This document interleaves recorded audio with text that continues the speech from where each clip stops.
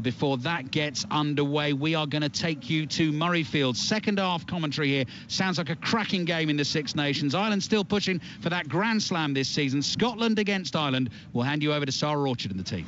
Thank you so much. It's Scotland 7, Ireland 8. 42 minutes on the clock here at Murrayfield. It's an Ireland ball inside of their own half. It's James Lowe who's going to kick it down the field, as it is just a mark by Kyle Stone as he did a sort of a knee slide into touch. If you're just joining us here, this has been an absolutely cracking game of rugby. There is so much on it. You've got Scotland there going for their first Triple Crown in 33 years, also trying to play their way to have their say in this championship on the final weekend. Ireland, of course, if they win this, they're going to be going for the Grand Slam in Dublin on the St Patrick's Day weekend, nonetheless. Right then, ball in the middle of the field. My name's Sarah Orchard. Alongside me, I've got former Ireland international Shane Horgan, also former Scotland international Johnny Beattie, as Scotland are trying to play their way out of their own half, between their own 10 and the 22.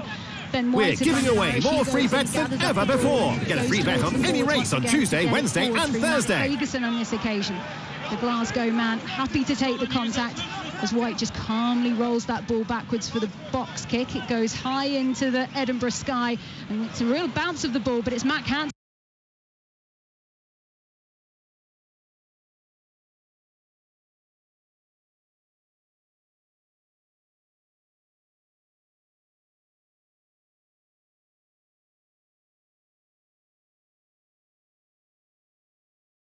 Even holding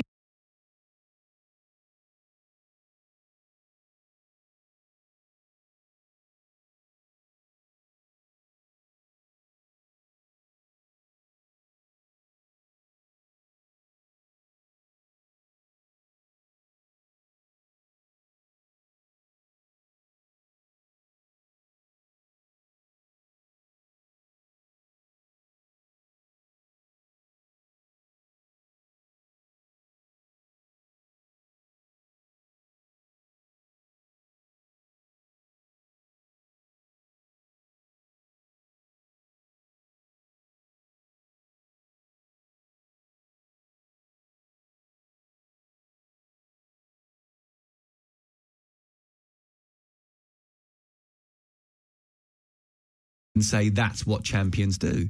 And Arsenal are looking like champions at the moment. The problem for them is so does City. I'll tell you what, though, you look at the signing of Leandro Trossard.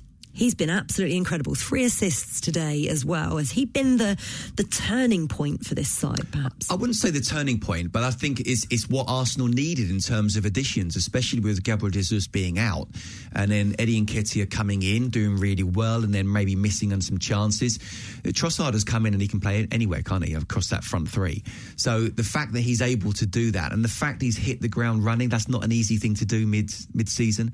But he's used to the Premier League. He's used to this kind of nice flowing football, and he's been superb. He really has. I wouldn't say he's been the difference, but I think it's what Arsenal need in terms of the extra depth. When someone's either injured, suspended, or perhaps not playing particularly well, he's able to make those changes now. For Fulham, though, they'll be quite disappointed with this, I would say. I mean, it's now 3 games without a win, and bearing in mind that the season that they've had under Marco Silva, I think he'll be quite disappointed with the manner of today's defeat. Well, maybe, and it will be interesting to see what Marco Silva says, but they were just literally blew away by a top-class side. You know, Arsenal are a top-class side, and, you know, again, you look at the table and they are where they are. That's an overachievement. Let's not forget last season they were in the Championship. So for us to now be saying it's disappointing for them to be, you know, recent results, that's a big compliment to Marco Silva. I think he's done really well. He's answered a lot of critics because I think he still had some coming into this Premier League season. He's answered them. And if Fulham finish top half, that would be an incredibly successful season. But of course, yeah, you don't want it to just peter out now, do you? No, most definitely not. But, you know, I can't see this Fulham side doing that. They've excited me this season. I've really enjoyed watching them. Yeah, I see Chelsea finishing above them, though, and Fulham fans won't be happy with me saying that. I think they can finish above Brentford, so I think they'll probably finish 9th. Again, you know, the problem then is what are the expectations of Fulham fans for next season? Are you now saying you've got to be chasing Europe? Well, that's not an easy thing to do. So recruitment has been really good this year. In past years, recruitment has just been it's been terrible, and that's the reason why they've gone straight back down. Recruitment looks good. I think these 2 games they've missed Paulinho in midfield. Mitrovic is not quite the player he was at the start of the season. Is he fit, or is it just one of those where you're having dips in form? But it's still really positive. A stat. I mean, it's easy to immediately go into Paulinho, but I looked at a stat before this game kicked off that in the 3 games that he's not been involved in, they've conceded 9 goals, and they do struggle without him. But producer Dom, in a very droll voice, what's he said? As a Fulham fan, basically went, "Don't forget, we've got a quarter-final this week in the FA Cup." So he thinks this is not, the season is not over for Fulham, and he certainly fancies himself against, well, not himself, one man against Manchester United. That would be some impressive Casemiro would be suspended. Casemiro will be suspended, and I mean, that would be incredible, wouldn't it? If he's giving you the glare, Scott, I wouldn't if I were you. He is, and I'm giving it right back. Listen, Dom, it'd be a great story to go, beat Manchester United and get to the semis, and then obviously have a wonderful chance of lifting the trophy, but I don't see it. Oh, wow.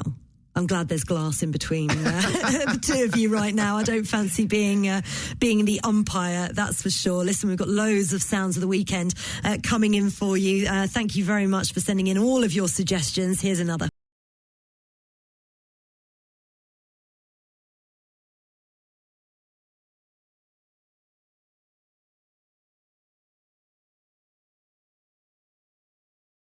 It is ZZ Top. Well done. Yeah. Glad you knew that. I wouldn't have had a clue. I mean, I'd have guessed ZZ Top. I wouldn't say it's my type of music exactly, but... No, it's a dance. It's an Ian Danter kind of music, isn't it? But it was Dan on the text that sent this in, and Kerry in Swansea as well, who's always on fire. And of course, this is for Daniel Sturridge and Micah Richards and their sharp, in inverted commas, suits, perhaps, on Sky Sports. It is one way of putting it, isn't it? This is the Sunday session on TalkSport. Keep sending them in, 81089 and at TalkSport. Was that a T-Roc you turned up in? Yeah, we got a great deal at the Volkswagen SUV event. Really? We are gathered here today to join this man and woman in matrimony. Do you take this woman to be your wife, to love, honour, etc.? Great. Jane, do you take this man to be your husband, and what I said before? Good. I now pronounce you man and wife. Drop everything for the Volkswagen SUV event. Get £1,750 towards your finance deposit at 7.9% APR representative, plus 2 years free servicing. Hurry ends tomorrow. Search Volkswagen SUV event. With solutions PCP on T-Roc, T-Cross, Tiguan and Tigo. Indemnities may be required. Volkswagen Finance. At Nutmeg, we understand how important your future goals are, and what you do now may make a big difference.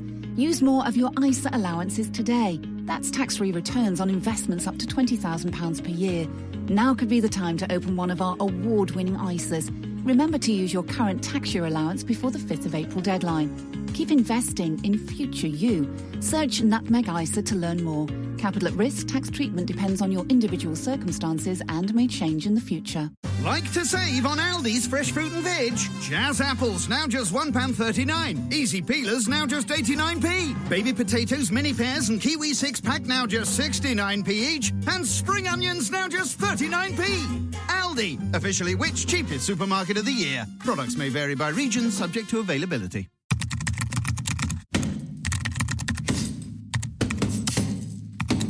Whether you're searching for kettlebells or boxing gloves, wherever your passion takes you, Visa Secure Technology keeps your payments safe. Visa, how you pay matters. For your wonderful mum, who does everything for everyone, or that special someone you love, who deserves a thank you. Show them how much you appreciate them this Mother's Day with H. Samuel. With silver heart necklaces from £20 to diamond eternity rings from just $199. Say it from the heart this Mother's Day and make Sunday the 19th of March as special as she is. Shop online or pop into your local store. H. Samuel. Style to make you smile. Now get 25% off coffee and pastries at Cafe Nero 7 days a week with Compare the Market. Take it away, Sergey. I need a Nero. I'm holding out for a Nero to get a flat white. It's gotta be strong, and it's gotta taste good, and it's gonna be made just right. I need a Nero. Only with the Meerkat app from Compare the Market. With the qualifying product, 1 membership a year, 25% off barista-made drinks and pastries. App only, 2 codes per day. Exclusions and T's and C's apply. Business owners, this is a sleep soundscape when you manage your finances with Intuit QuickBooks. Invoicing, cash flow, expenses, all connected. Sleep easily with a complete view of your business finances. Get peace of mind. Get QuickBooks. Championship football on TalkSport 2. Teesside Titans Middlesbrough take on the Potters of Stoke City. Cracking coverage from 6. Kick-off 8 p.m. on TalkSport 2.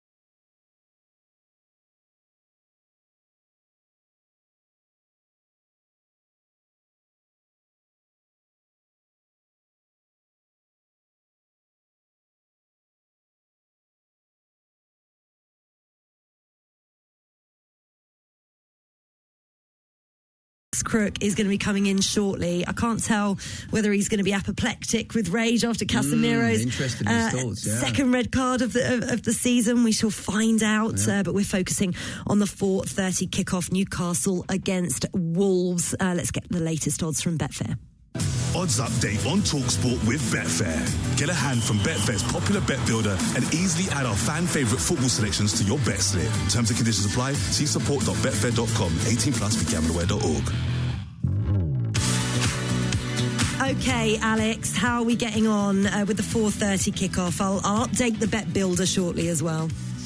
Yeah. So I think it's time to see kind of what level Newcastle are. We know what a great season they've had, don't we? But they are now 5 games without a win and 3 defeats in a row.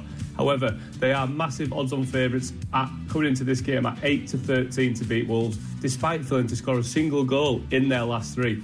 Wolves, they are the lowest scorers in the Premier League coming into this game. They do sit 13th, but only 3 points above the drop zone. They're priced at 9-2 with the Betfair Sportsbook. Whilst remember, both teams have scored in 14 of the previous 15 games between these two, so the draw is 11-4. Quickly looking at the teams, Alexander Isak is back in the starting 11. We've already touched on their lack of goals, so could he be the man to get them back up and running? He's 9-2 to score first, while Ruben Neves, he's got a great goal when these sides drew back in August, way back at the start of the season. He's been a popular one on the bet builders, with many punters going for Neves to have a shot on target, Neves to be booked, and the game to end level, which is priced at 25-1. Lovely stuff. Thank you very much, Alex. My bet builder did not work out earlier on, unfortunately, because Fulham failed to score in Arsenal's 3-0 win at Craven Cottage. That's all thanks to Betfair. 18+, begambleaware.org. Odds update on TalkSport with Betfair. Get a hand from Betfair's popular bet builder and easily add our fan favourite football selections to your bet slip. Terms and conditions apply. See support.betfair.com. 18+ for gambleaware.org. Right, building up to the 4:30 kickoff at St James's Park. Steve Harmison is going to be watching this for TalkSport. How do you think this is going to go, Harmy? Well, it's going to be interesting for you. I think Newcastle have drawn a lot of games this season, and St James's Park has been teams have come and sort of defended quite well and quite deep against Newcastle, and Newcastle have been very difficult to break teams down, hence why they haven't scored as many goals, and hence why Eddie Howe has made changes today. But I think with the Liverpool and the Manchester City game out of the way, as well as the cup final, I think that this now is about Eddie Howe looking at his squad, and you're talking about man in the mirror with the song that you had before. There'll be quite a few of them looking at the mirror and thinking, will I be involved at Newcastle United on this journey? Am I going to be involved in Newcastle United going forward? And I think that is something Eddie Howe will be saying to his squad. Who wants to sort of challenge for spots, to go forward with this football club, because they're going to go on a great run when it comes to spending powers and moving, hopefully, and being consistently in the top 6.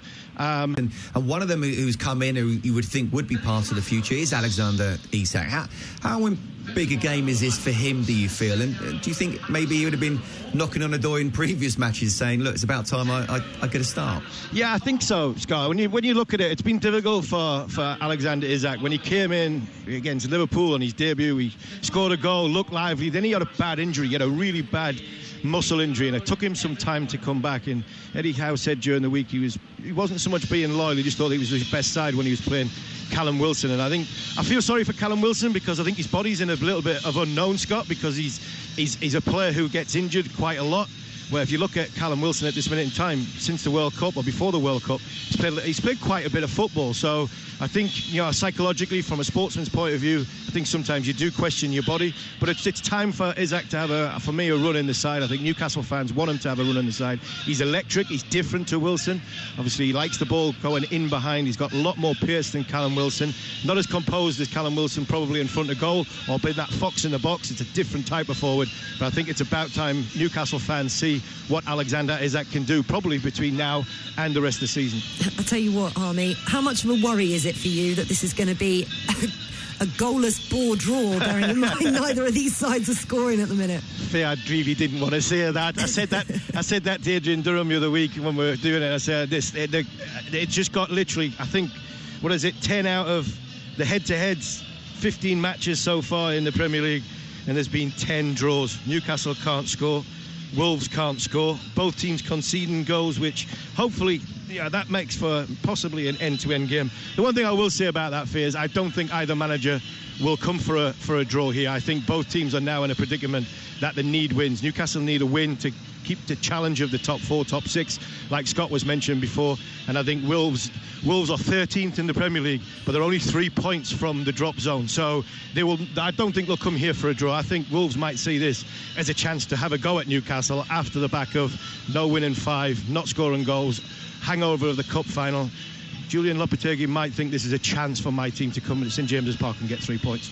Yeah, Harmy, I think it's one of those where one goal wins this, the way these two are going forward. But 2 questions, and one of them should be about Wolves as well. But the first one about Newcastle.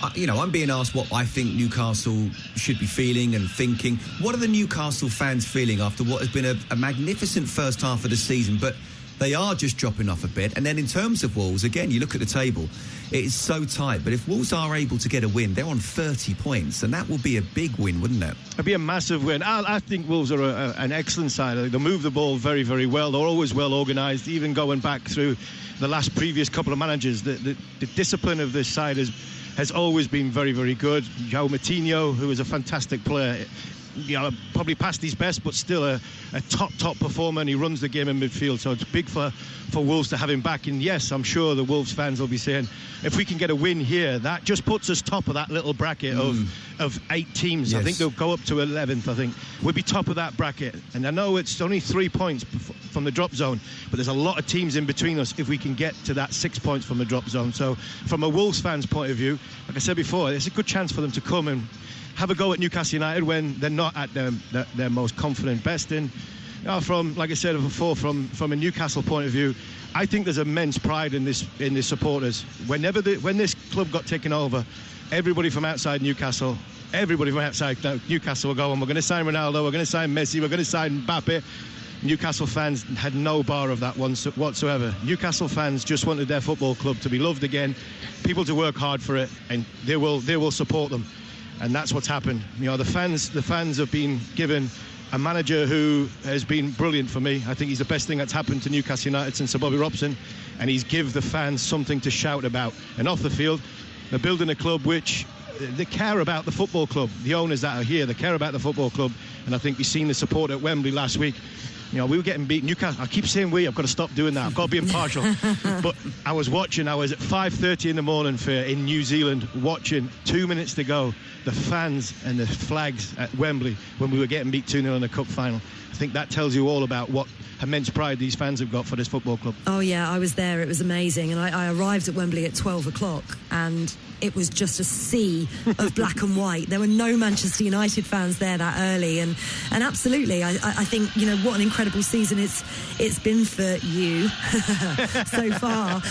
Just finally, Harmy, from a Wolves point of view, we saw, you know, we talk about this feel-good factor around Newcastle at the moment. Wolves have struggled of late to have that, but Julian Lopetegui trying to get the press on side, bringing pizza to the press conference earlier on, but they're still 6 points from bottom club Southampton, and only actually 4 points away from the drop zone completely. It's still a worrying time for them, isn't it? Absolutely, 100%. If you're a Wolves fan, you're still looking down at the bottom three, but if you can get a win today or even a point today, there's teams, there might not be points, but there's teams between you and the drop zone, and I think that's what the Wolves fans can hold their hand to. And I think Julian Lopetegui's done an excellent job at Wolves. Is he limited in resources? He brought in Diego Costa. Has that worked? I'm not sure. Raul Jimenez probably still hasn't recovered properly from the confidence from that bang on the head, horrible, awful bang on the head that he got and missed a lot of football with. But they played Tottenham last week, and I know Tottenham's not in the greatest of form, but they've got to win. 82nd minute shows you that the team drives and wanting to win.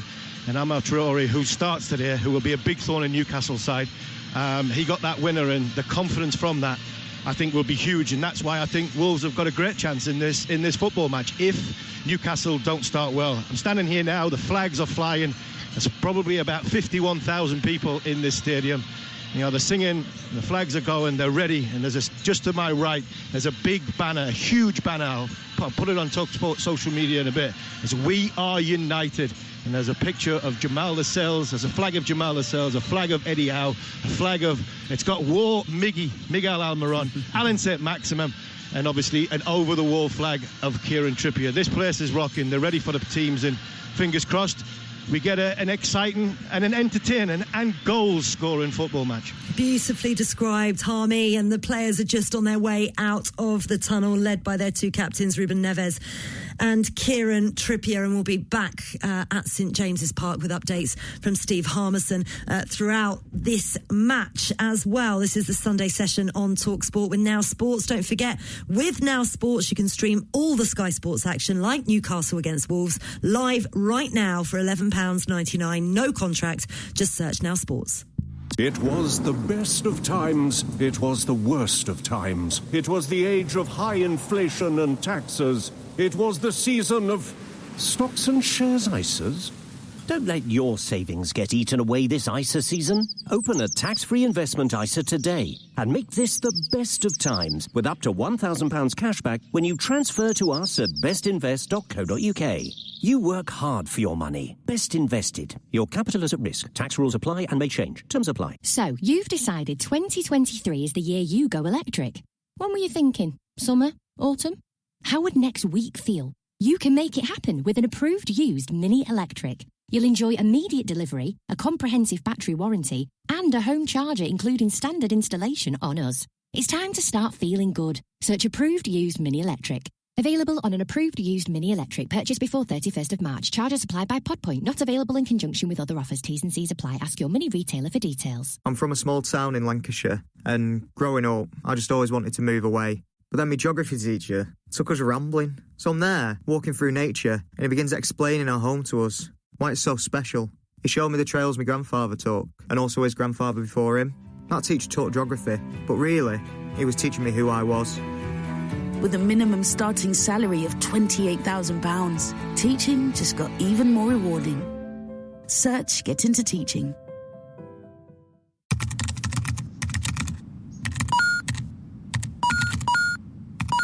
Whether you're searching for the latest consoles or retro games, wherever your passion takes you, Visa Secure Technology keeps your payments safe. Visa, how you pay matters. For your wonderful mum, who does everything for everyone, or that special someone you love, who deserves a thank you, show them how much you appreciate them this Mother's Day with H. Samuel. With silver heart necklaces from £20 to diamond eternity rings from just $199. Say it from the heart this Mother's Day and make Sunday the 19th of March as special as she is. Shop online or pop into your local store. H. Samuel. Style to make you smile. Now get 25% off coffee and pastries at Cafe Nero 7 days a week with Compare the Market. Take it away, Sergey. I need a Nero. I'm holding out for a Nero to get a flat white. It's gotta be strong, and it's gotta taste good, and it's gonna be made just right. I need a Nero. Only with the Meerkat app from Compare the Market. With the qualifying product, 1 membership a year, 25% off barista-made drinks and pastries. App only, 2 codes per day. Exclusions and T's and C's apply.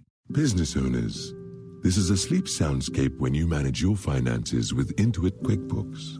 Invoicing, cash flow, expenses, all connected.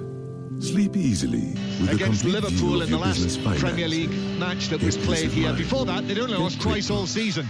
Now they've lost 3 in a row, and they're playing Wolverhampton Wanderers, who are still fighting for their lives down towards the bottom of the Premier League table with 27 points to their name. But things have improved under Julian Lopetegui, their coach. So, Pat Nevin, it is Newcastle United against Wolverhampton Wanderers. It is the team with the best defensive record in the Premier League this season against the team with the worst goal-scoring record. What could that add up to? Good build-up. There have been a number of changes today, haven't there?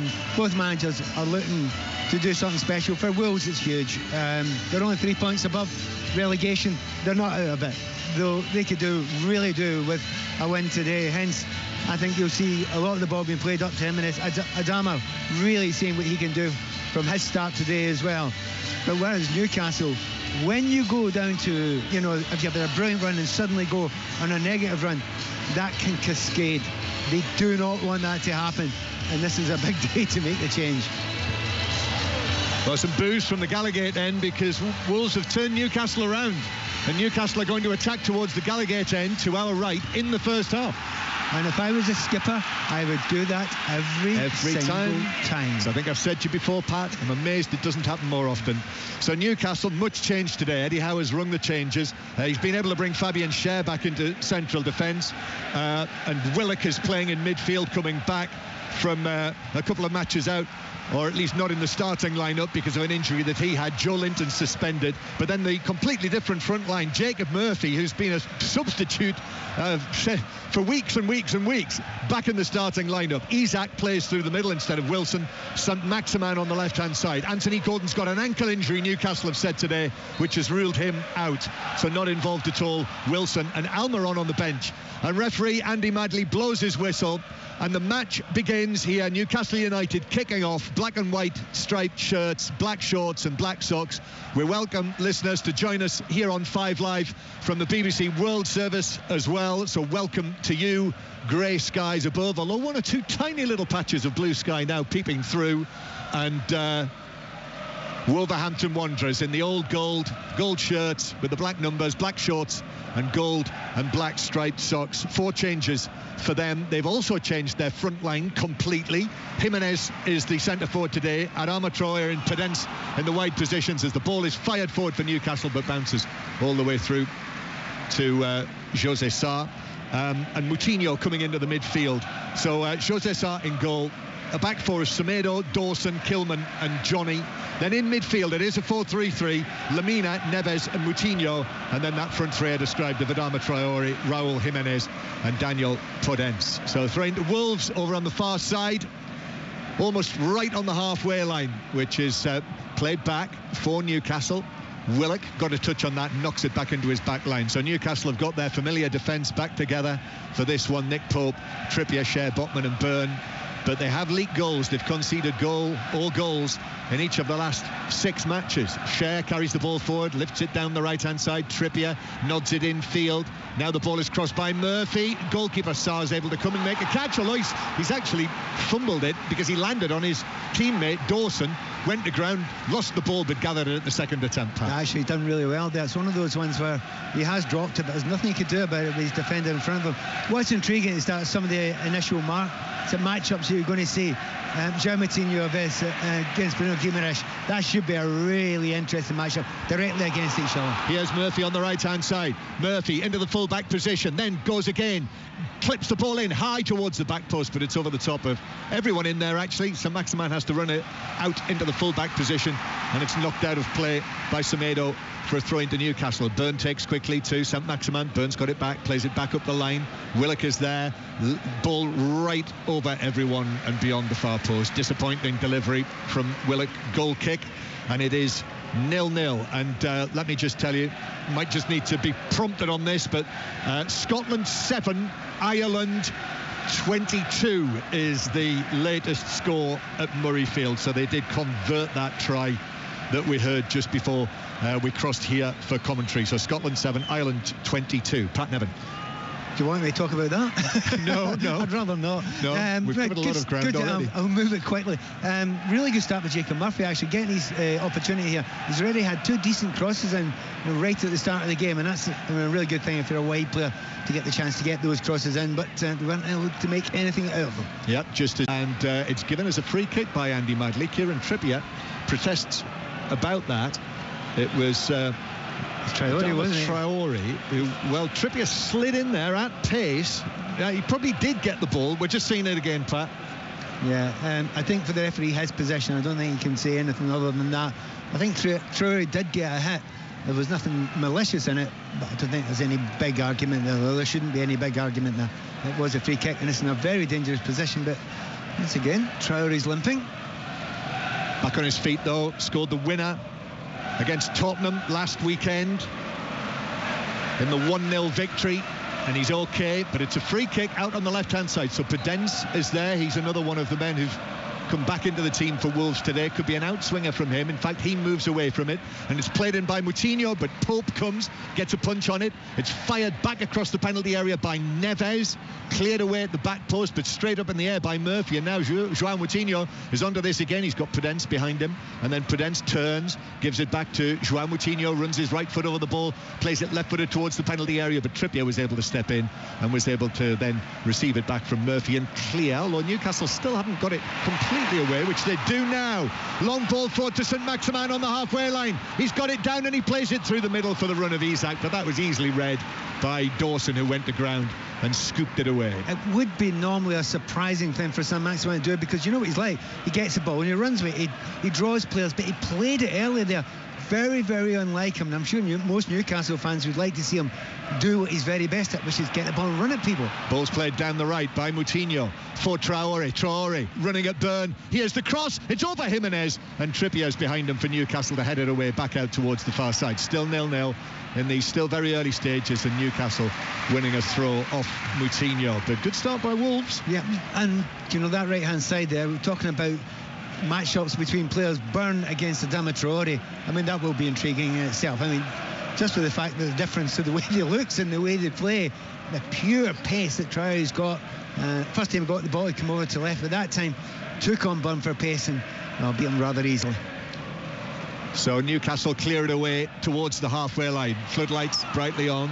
It's flicked on, but Isak won't get there. Oh, he's actually managed to win it back from Kilman, dispossessed him, but then Kilman recovered well and put it out for a throw, which Newcastle take quickly to Isak, who's still in the full-back position, stabs it back. Here's Willock, left corner of the box. Willock, infield to Guimaraes, Bruno Guimaraes, drops a shoulder, takes it on towards the edge of the box. First time we've seen him involved in the match so far today. Bruno Guimaraes, the great favourite here, recently named as the player of 2022 in the northeast of England by the football writers, the northeast football writers. Guimaraes playing back towards the halfway line. Now it's with Trippier on the right-hand side. Nice touch by Murphy. And then here's the cross from Longstaff to the back post, which is headed up. And eventually it drops out of play. Longstaff just made sure, actually, by nudging into Lamina, but it is a corner to Newcastle. It's a really good, lively start to the game, isn't it? Sometimes some teams that are not having a good time, it's cagey, it's a little bit slow, they test each other out. It's not been like that. A real tight-minded attitude, usually down the wide areas, and I think Newcastle look particularly good down the right as opposed to the left. 6 minutes played, 5 live in the World Service. Newcastle United 0, Wolverhampton Wanderers 0. Watching from our lowish position in the east in the Milburn stand here, looking across to the east stand as Newcastle take this corner. And St Maximin is already dancing and weaving his way. Trippier's there to support behind him, gives it to Trippier. Trippier's now being challenged, the ball bounces away. Moutinho then plays it away, and he was caught, given by the assistant, and it is a free kick to Wolves. I think we can safely say that corner didn't work very well, did it? They took it short, messed about for about 10 seconds, then lost it completely, gave a free kick away. And of course the centre backs, and we have to put Dan Burn in there as well. Left back would be, I wouldn't say they were cursing them, but they'd be disappointed the ball didn't come in. So free kick that is going to be taken by José Sá, the tall, lilac-dressed Portuguese goalkeeper, right-footed away downfield, but that just drifts out of play, so it's a throw-in to Newcastle halfway inside their own half. Kieran Trippier to take this, sense a real determination about Newcastle to arrest this slide, if you want to call it that, although the 3 defeats were against some of the best opponents around. As Guimarães plays it out to the left-hand side to St Maximin, approaching the penalty area, slips it into the box. Murphy made a run right to left. Here's the cross, deflected up and closer to the goalkeeper, who was able to catch it in front of his eyes. It's so noticeable how different St Maximin is at the moment, and to the player he first was when he came in. I mean, a lot of times he would run, take around 3 players, and then there wouldn't be an end product. Then there was a period where he was so explosive, he was going past people. He's got the ball 3 times already in dangerous positions and just played a simple ball. And it's not what he's good at, it's not what he's best at, and you just wonder if he's playing himself into the game, or else there is an injury that is slowing him down that much. In the matches currently going on in the Women's Super League, West Ham 1, Aston Villa 2 is now the latest score, and it is still Leicester 0, Everton 0. Newcastle coming forward on the left-hand side, ball played back to Guimarães, edge of the D, turns, might have been fouled, he was by Moutinho. Clever from Guimarães, drew the foul from Moutinho, and Newcastle have a free kick in the D. No, it's really clever because he dragged the ball behind his foot. It's sort of a Cruyff move that he did there, but because it's behind him, any tackle at all is going to take his feet away. And I think you were correct in describing it as clever. He knew exactly what he's doing. He's got a free kick 20 yards out. Well, it should have been 19, but they've moved it back a yard. And the contact on him there, yeah, it wasn't enough for him to fall over. If I tapped you like that, Pat, you wouldn't fall over. But it was a foul. It was a foul. It wasn't enough to fall over, but it wasn't enough to lie down for about 10 seconds as well after it. I was pushing it. Free kick then, Newcastle, good position. Kieran Trippier scored just 1 goal so far this season. The free kick that he scored in that brilliant 3-3 draw against Manchester City here, which was one of the goals of one of the games of the season. And Trippier is lining this up. He's got Cher next to him as well, who can hit a free kick. I'd be amazed. It's not I would Trippier. be amazed. But Trippier's placed the ball. That's usually the indicator. And Wolves have got a very long wall, 6, 7 of them. It's also not the tallest. No. You know, there's 2 or 3 players in there. They aren't the tallest team at the moment. 6 in the wall, including 1 line down behind, and also someone else just joining the edge of it. So he backs away, Trippier. He's making it look like it is him. There's a little nervous twitch from him. Then up he comes with the free kick, drives it low, hits the wall, and is deflected away back to Murphy.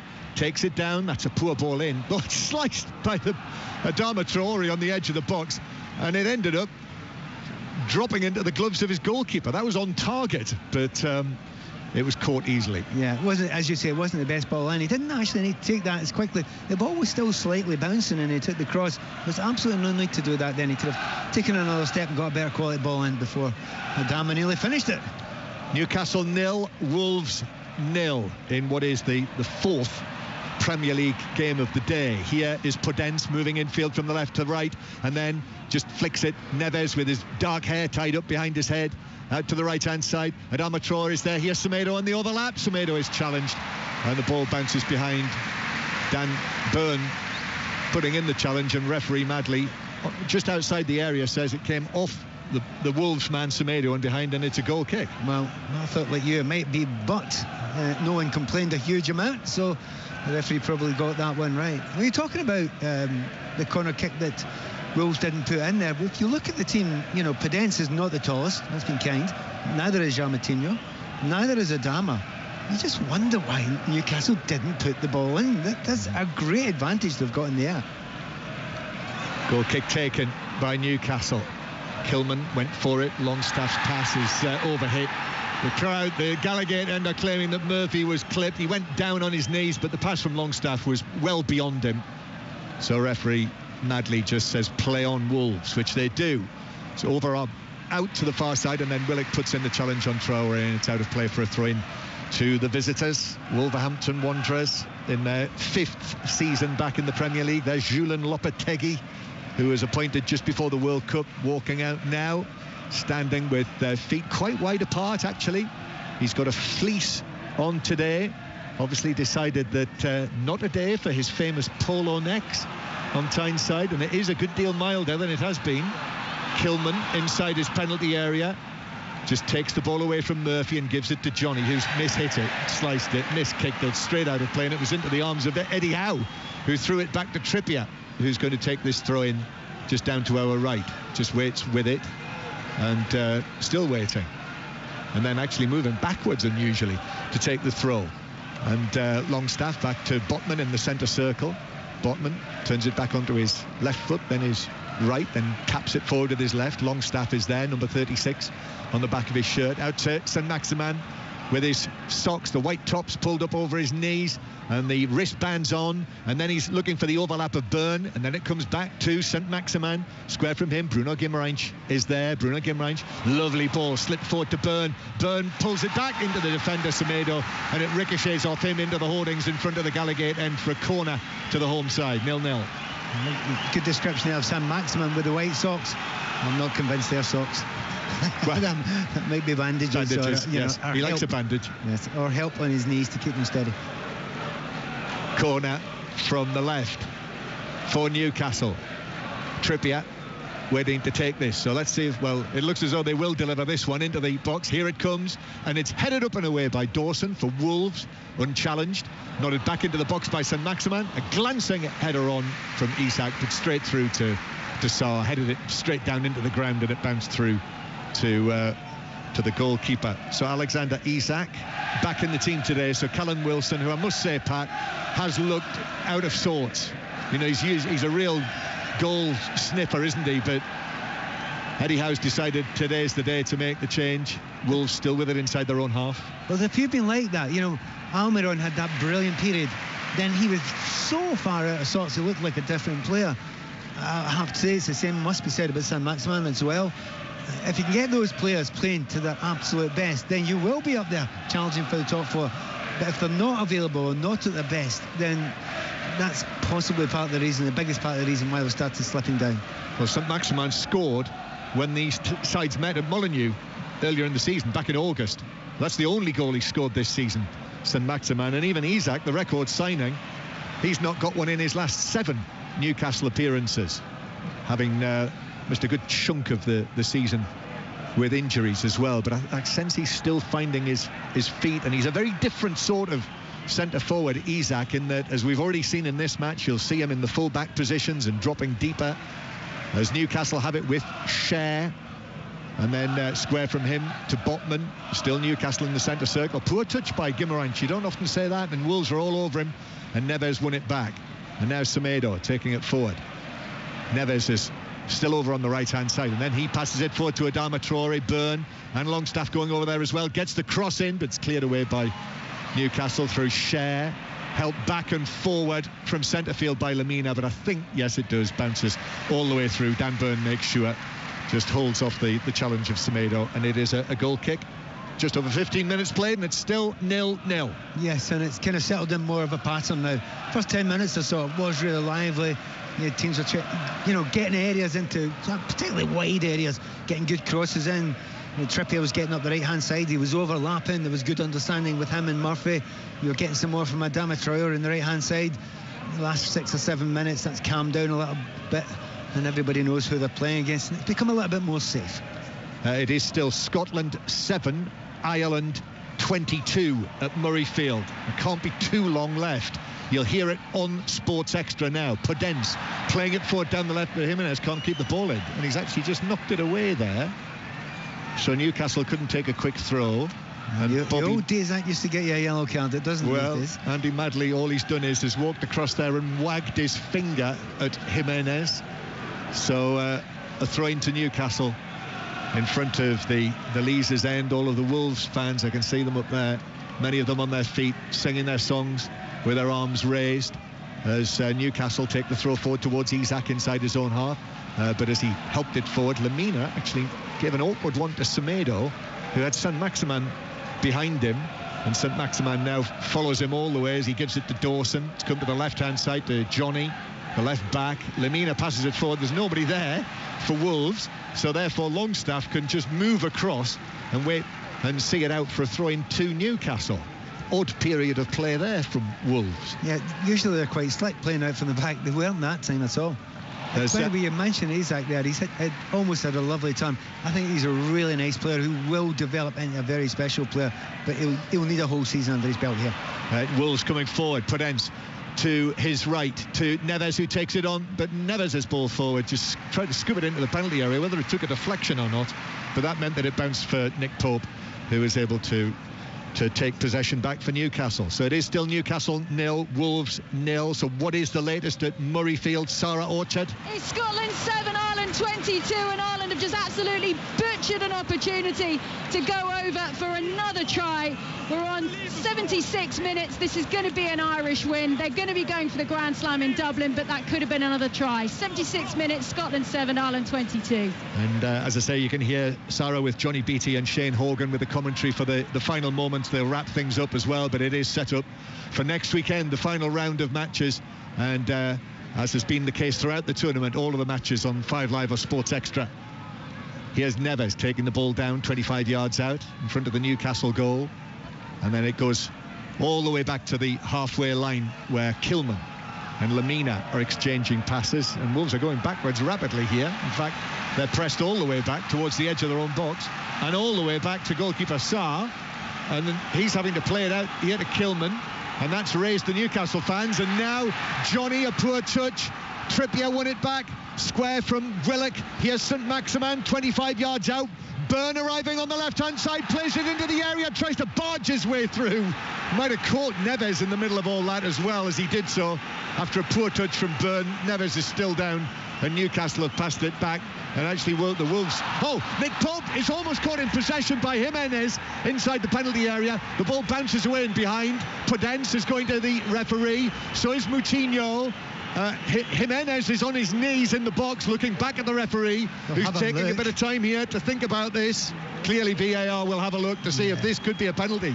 Well, there's a real possibility. We're a distance away from here. Keeper makes a real mess of it. Pope there, and he flicks him the ball inside when he actually gets it. It's whether he was taken out. I think they may get away with this. I have a feeling they might get away with this. Do you think so? Well, that's why I said think. Yeah. There's probably a heavy emphasis on think, but you know, I think he's saying the ball's been kicked away and it's not. He said no. Clear and obvious. No, he said no. Referees pointed to his headset and said no. Meanwhile, there's still a bit of a do going on here on the side of the pitch. After, I think, the challenge on Neves by Byrne. Just seeing it again, Pat, the Jimenez Wolves penalty shout. I think what the referee suggesting, he thought that Jimenez runs into the goalkeeper's space. Okay. You know, it's one of those ones. If it's your team, you think it's an absolute stonewall. It's the opposition, you're saying, no, it's a coming together. Let's be fair, plenty of referees will give that. Comes back, though, I'm afraid. Nick Pope, who was sent off in the last match here against Liverpool, remember, he misjudged the header and ended up handballing it outside the box, and the cost of that was missing the cup final. You know, that was a poor touch by the Newcastle goalkeeper, who was outside near the corner of the box, and the touch presented it to Jimenez, and Pope coming back looking to challenge him. You know, maybe Jimenez made too much of that. I'm just wondering, I mean, we're so down. Neves is still down receiving treatment. Yes, and there's no faking it there. Byrne comes in for a 50-50, wins it clean as a whistle, but of course his body's fallen through because he's gone, you know, at full tilt there. I think he's turned around and had a bit of a go at Neves. I think that's a bit harsh. Neves was clearly injured by it. Well, he is on his feet. He's received treatment. I think at the other end, the penalty shout You know, you could that could have been given. That could easily have been given. Some do. Yeah, absolutely. Some do. But that's at Molineux. Might be a different matter. You know, with the crowd noise and the reaction that there would be to something like that. Or more pertinently, not at St James's. It's a kind of hard place. Look, it's not a complete and utter stonewaller, but, you know, if you'd have given it, you wouldn't have argued too hard against it either. Right, play back underway, and after that flurry of activity, it is still Newcastle United 0, Wolves 0. Neves is waved back onto the field. Yes, there he is, running quite easily in centre field. As Newcastle play the ball back to Pope, who takes a touch with his left foot and then very carefully uses his right to pass it out to Botman. And now Byrne is being put under pressure by Traore. Wolves have got it back. Lamina back to the halfway line, and then forward from Dawson. The Wolves supporters, I can hear them up in the in those seats at the top of the Leazes end. They've been fired up. They'll have had a view down on that, what they thought. I'm sure many of them should have been a penalty to Wolves. Newcastle bringing it out from the back again, passing it back to Pope. Touch with his left foot, with his right foot, then clears it with his left. St Maximin beaten in the air by Dawson. Then Burns slices the ball back to the edge of his own box, and Botman, knowing that Traore was just behind him, had to sweep it out for a throw to Wolves down the right. They've been fired up, Wolves. Yeah, the number of mishits and slices that we've seen in this game has been incredible so far. But the most concerning one would be, if you're a Newcastle fan, obviously Pope. When it comes to him now, you can see he's jittery. He is very, very jittery. That's balls at his feet. He wants it away as quick as possible. Now, Moutinho, heavy touch from him, but he has been able to find Semedo on the right-hand side, who's beaten Byrne, and then Semedo on that flank. Semedo, all right foot, then back onto his left, thought about the cross, uses his right, though, to give it back to Lamina with a crossfield pass from him, taken down by Kilman. And then Kilman exchanges passes with Neves. Wolves with Johnny on the left-hand side. Then back to Kilman, who moves inside, right-footed pass. Trippier was able to step forward. Newcastle should do clear with Shea, although that was closed down by Neves. Moutinho to Neves, the old Wolves combination. And then Neves through to Moutinho again. Moutinho tried to stab it into the box right-footed, but Gimreich was able to block it away. He always gets head up, João Moutinho, when it comes in there. He's not got a lot of the ball so far, but he is the one player in that Wolves team you think, give him the ball, a little bit of space, and he can play the through ball. At this moment in time, that was close. It was the right ball to play, just didn't get enough air on the flick pass. Newcastle United 0, Wolves 0. Newcastle coming forward now on the left-hand side with Willock, who rolls a pass across the box, but Lamina stepped forward, intercepted that, passed it away, only back to Newcastle, though, who have it on the left-hand side with St Maximin. St Maximin, right-footed ball into the near post, but at thigh height, Craig Dawson was able to readjust and clear that away. The central defender who started this season at West Ham, and now Shea brings it forward, but Jimenez tackling back has conceded a free kick. Newcastle with a free kick on the right wing. I suspect they shouldn't take this one short. Try and get it into the box, unless they've got something clever planned down the right-hand side. You know, Trippier's got such quality most of the time. He says hesitantly, knowing that the minute you say that, you're going to put it into the first man. But, you know, the times that Newcastle have been able to get the centre-backs going and attacking the ball when the ball's played in from this right-hand side from Trippier, you should put it between that centre-back and the goalkeeper. Ask the question. 25 minutes played here at St James's Park. Sky's clearing above, much more blue sky now, but we can see the players' shadows from the floodlights. And Kieran Trippier stepping up to strike this free kick in, which is headed down and in. Isak got there, and the club record signing, a lovely little touch, a glance off his forehead, low beyond Sarr's dive to his right, and it is Newcastle 1, Wolves 0. Well, they have got such an advantage with height. Mentioned that earlier on, didn't understand why they weren't putting the corners in first time. Well, they did do it this time from the free kick, and we know, as we said, about the quality of Trippier, exactly the right area. However, Wolves will be furious at the fact that the marking was absolutely awful. Ball's played in. We're just double checking to make sure there's no offside there, because you always have to double check. There was one player in an offside position when it was played in, but I'm not convinced it was that man Isak. No, I don't think it was Isak. Did well, actually. I mean, that's a good distance out, that's probably 12 yards, maybe a little bit more, but he's got up, twisted his neck, got the got the touch on it, and the direction was excellent. Can we push it and say it was Shearer-esque? Is that pushing it a bit? Not unlike the great man. At the 27th minute, Newcastle took the lead, and Alan Shearer and all Geordies will have cheered that, and that settled things down. So Newcastle leading Wolves by 1-0. And let's go back to Murrayfield again, and Sarah Orchard. It's all over. It's an Ireland win. Scotland 7, Ireland 22, and that means the Grand Slam is on. Destiny is in Irish hands. They will head back to Dublin to face England next weekend on the St Patrick's Day weekend. Full-time Scotland 7, Ireland 22.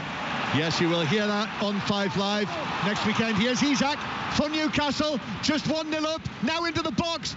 Still plays it across, takes a double deflection, still in the area. Mike Dodge turned wide on the edge of the box.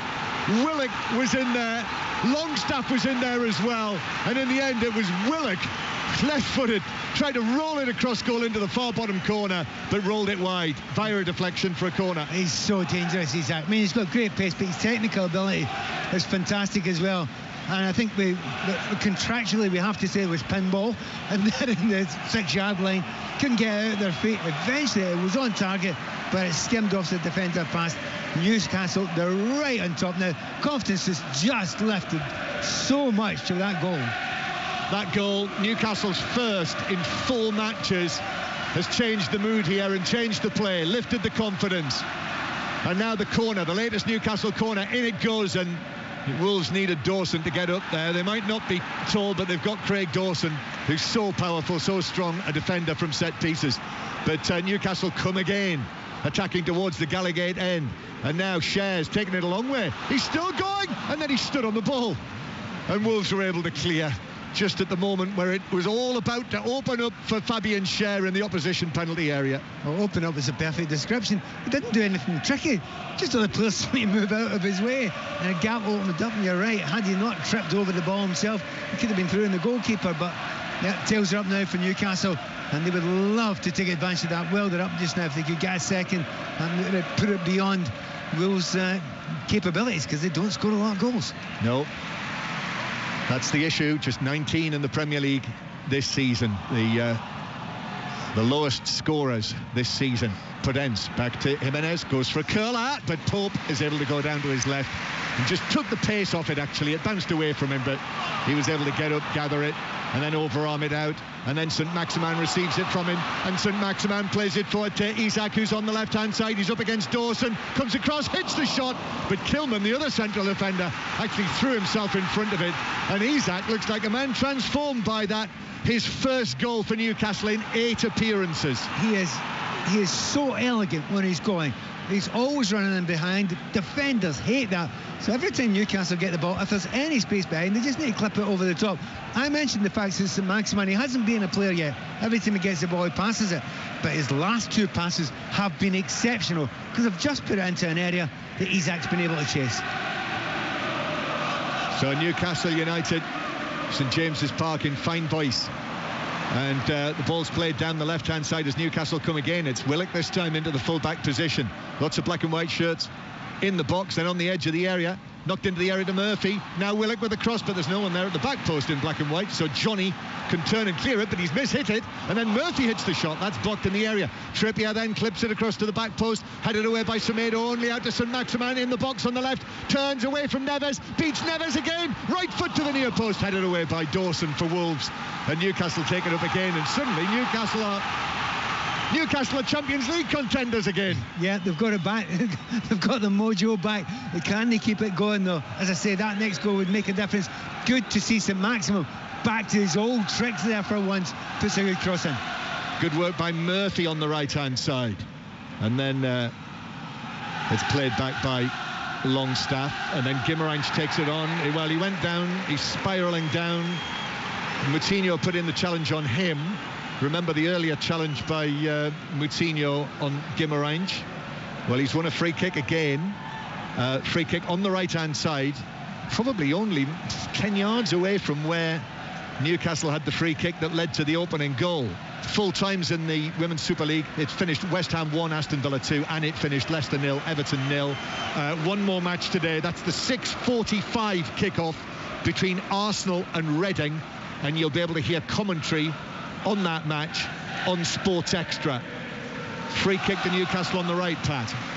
Yeah, and not dissimilar, maybe a little bit further out, 10 yards closer, but and it's a little bit wider, so it's a harder position to put the ball in.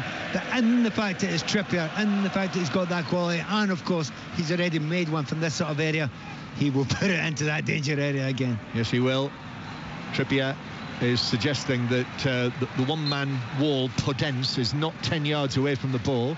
Complains to the assistant, then steps back. Trippier with the delivery, well hit that. It's juggled around and back, deflects goalwards. The two players together at the back post. And Cher was one of them.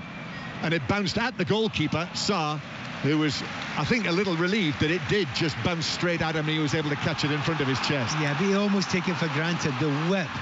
The pace and the precision of the ball in for Trippier. It was absolutely magnificent there. Yeah. Here is Saint-Maximin to Isak. Isak, left side of the area, congested with all gold, and he's passed it straight to one of them, Neves, who's able to turn and clear it to the halfway line, where Adama Traore looked like he was shoved in the back by Dan Burn. Wolves keep it in on the far side, but Newcastle take possession up again, and Wolves really struggling to cope with Saint-Maximin and the movement of Isak. I think you're absolutely right. That has been the best link-up so far. Not to forget Willock, who's on the ball now, shooting, but shoots straight into Dawson. Then a shot on the edge of the box from Isak. That hit a defender as well, bounced well wide of goal and behind, and it's another corner to Newcastle. It's nightmarish in the moment for Wills. Isn't Lopetegui down there? I think he's trying to get his team maybe to go to back three, shouting over them, saying to them, you need to get back, you need to close it down. Because if you don't actually close this down quite quickly, particularly on that left side now for Newcastle, because that's now where they're attacking most of the time, you're in real danger of losing this game before half-time. Yeah, second goal now, and it'd be very, very difficult to see Wolves come back from this.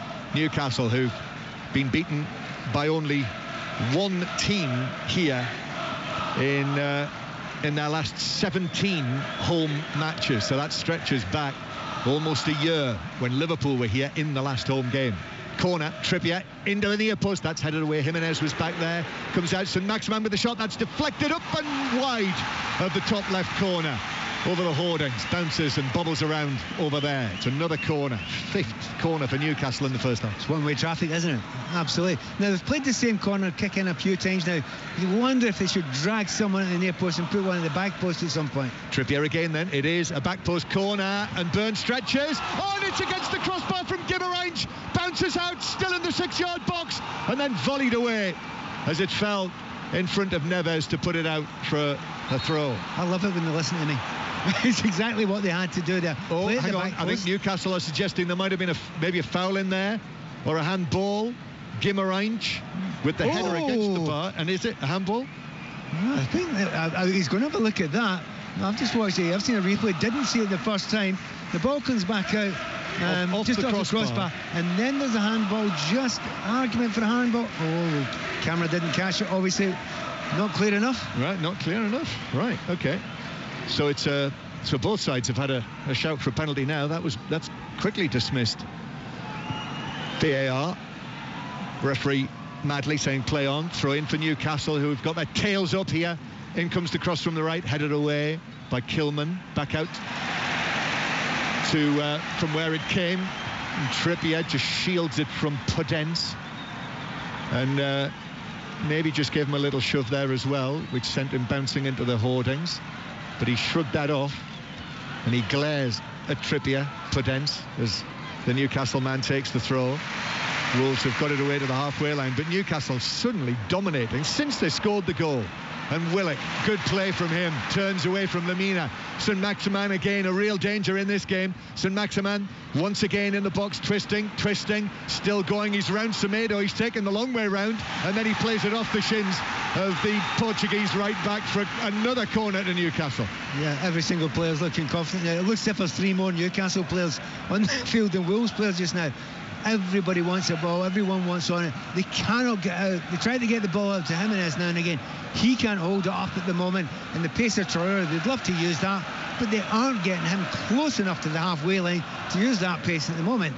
Total domination from Newcastle. Newcastle United 1, Wolverhampton Wanderers 0. Trippier with this latest corner, and I think he might have overhit that. He has.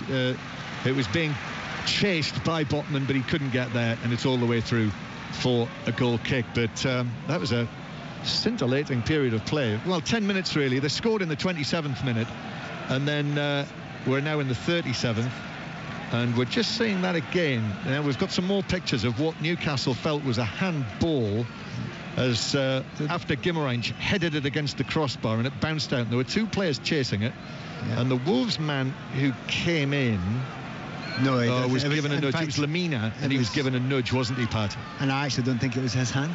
Right, well, I think it was the Newcastle hand. So that explains why that was quickly dismissed by VAR, as Podence is down the other end, but Newcastle are there doubling up. Trippier and Schär together were able to snuff out the danger, although Kilman plays it forward, and he was caught by Longstaff, and that is the free kick to Wolves. Julian Lopetegui down there. I mean, he's in our eye line, so we see him naturally there, Pat.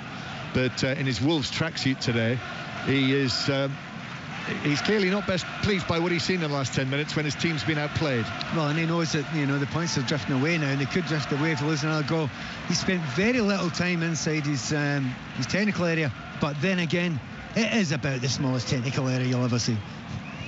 I don't think it's quite as small as Goodison Park, which I think is the smallest. Neves plays there to the left-hand side, controlled by Podence. He's running at Trippier, edge of the area onto his right foot, shoots low, he's hit the post, the outside of the post, the foot of it, and it bounces away crazily, wickedly, back away from the goal across the penalty area. And in the immediate after that, there was a foul, and Newcastle, Longstaff was fouled, and it's a free kick to Newcastle. Do you know, I don't think Pope was getting there. I mean, it's down low to Pope's right-hand side at his near post there, and he was down towards it, but had it been on target, not off the post or the inside of the post, I don't think Pope was getting there. So you understand why Lopetegui wants his team to do something different. Well, they lifted it a little bit there, but they need much more of that. They've just not got enough from Traore going forward, and to some degree the Podence as well. They've just not gotten the ball because they're losing the midfield. Yep, Podence, who actually is Wolves' joint top scorer this season with Neves, the 5 goals they've scored each in all competitions, and Podence coming back into the starting lineup today after 6 matches on the substitutes bench. Wolves with Semedo coming forward, and Semedo's ball across the box is cleared away by Schär, and Newcastle might find themselves on the counter-attack here. One good pass, Willock does find Isak now running at Lamina, beats him, gives it square, Willock with a stretch, bounces away, a couple of deflections. Actually, Willock arriving at pace. I know what you're going to say, Pat. It's either him or Guimarães, but not both here at the same time, and they've got in others' way. But once again, Isak, he is flying. Murphy drifts away from Johnny, and now Willock across the box to the left. Saint-Maximin with a shot from the angle, but into the back of Semedo. The ball bounces, spins wickedly. That was like a turned square, but Saint-Maximin, was able to get it under control. And then Guimarães, and then Murphy with a shot, but Sarr was able to watch it all the way into his arms as he moved to his left. I think Eddie Howe will be a wee bit disappointed with that. He didn't actually have enough purchase on the ball because it was too close to him there. They were in a great attacking position. He had players wide. That was almost a pass back to the goalkeeper when they were in a fantastic position, but they are getting into good positions far too easily for Wolverhampton's liking, because at the moment, as I say, every player's looking good, but no one better than Isak. He's stunning at the moment. Ball being carried forward for Wolves, bit of relief for them. Traore just overhits the pass, actually, asking a lot from Semedo, and Dan Burns able to play it out of play for a throw into Wolves down the right. Half-time approaching, less than 5 minutes, in fact 4 minutes plus added time.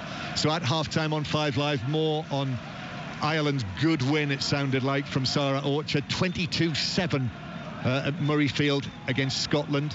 Podence coming in field. If you missed the scores in the Premiership, by the way, I still need to bring you the Bristol Harlequins score, but it finished Gloucester 5, Leicester 26 and London Irish 36, Sale 18.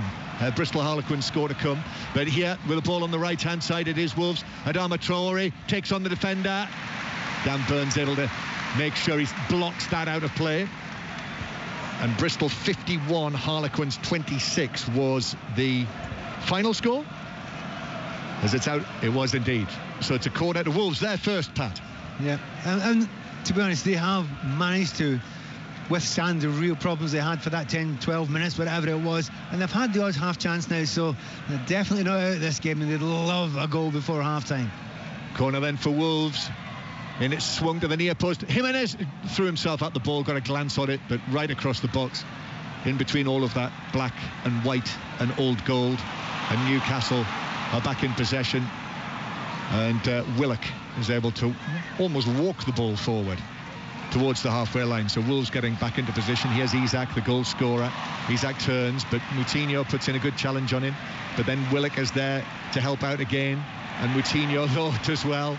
And Podence slips it forward. Newcastle keep it in play.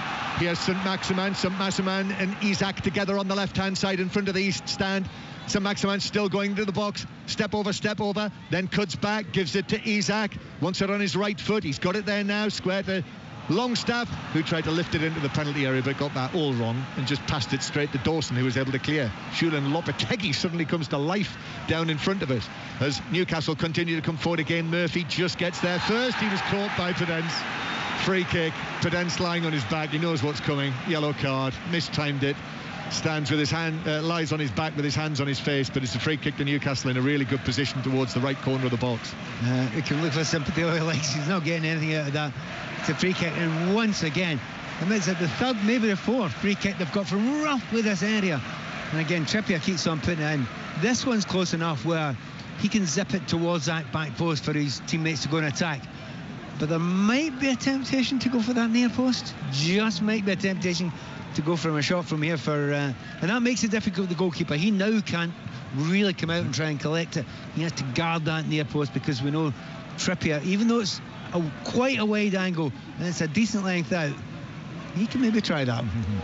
And clearly Jose Sarr, the goalkeeper, has got similar thoughts, because he's currently on his haunches with his back up against that post that Pat's talking about, that side of the goal. So it's a free kick right of centre. It'll be with the angle something like 22, 23 yards out, and he's lined up his wall very, very carefully.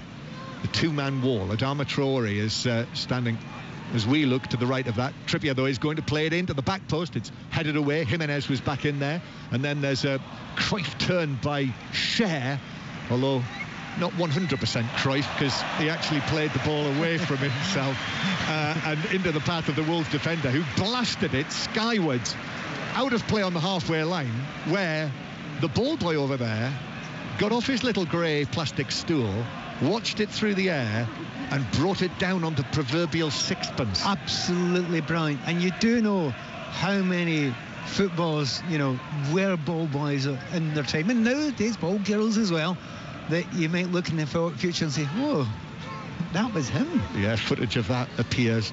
It was almost as if once he brought it down, he got the big cheer from the crowd, and it was almost as if he got and blew his fingernails, across his mouth. Yeah. 2 minutes of added time at the end of the first half, and at half time we're back to Murrayfield for more from our team there, after another famous win by Ireland that sets everything up for next weekend. And we also, at least last I heard, the plan was to go to Ian Carter at the Players' Championship, and indeed Russell Fuller at Indian Wells. If you've just switched on, if you haven't been listening this afternoon, our earlier commentary match, the leaders Arsenal re-established their 5-point lead at the top with a 3-0 win at Fulham, so more on that. It finished Manchester United 0, Southampton 0, West Ham 1, Aston Villa 1, and Rangers are through to the semi-finals of the Scottish Cup after their 3-0 win against Wraith Rovers. And Sunderland as well, Whispered, won at Norwich, which was important for them by 1-0. Newcastle coming forward, not being able to add to that goal that they scored just before the half hour, but they've dominated the match since then after an more or less even first half hour. Wolves thought they might have had a penalty, quite a big moment actually when you think about it, but it's quickly dismissed. Ball's bounced off Longstaff. Wolves bringing it forward. Jimenez now to Podence through the middle. Podence, who had a shot that hit a post, square from him to Neves. Neves now to Adama Traore, right side of the box, lets the ball run and then knocks it back to Neves. Touch from him. Neves' cross, stretching a header away by Cher, just outside his 6-yard box. Podence has it again. Johnny makes the run towards the dead ball line. Podence is available. in added time at the end of the first half. We're in the second minute now. Only seconds to go. João Moutinho lifts one in, right-footed to the penalty spot, headed out. Neves now trying to bring it down. Guimarães is there, Longstaff as well. The Wolves fans felt that he was sandwiched, but the referee says, no, that's it. That's the half-time whistle, with Neves lying still on the ground, feeling his ribs, I think, after that double collision from either side of him. But that's it. Newcastle leading by 1-0 at half-time. Pat Nevin. And they're definitely worthy of it. When they got the goal, and the right man scored the goal as well, the best player on the field, Isaac, it was a header. But every time he's got on the ball, he looks languid, but he's complete and utter control of himself and the ball. But he's also got the pace and the willingness to run long. He is a joy of an elegant player to watch, but he's getting good help beside him, quite taken by San Maximum as well. Doesn't beat players anywhere near the way he used to, but he's actually going and playing balls and passing into areas that are dangerous from that man Isaac as well. However, there is a nervousness in the air. Every time Wolves attack, these Newcastle fans know that they're such a confident team. If they lost a goal, it could all look a bit messy again.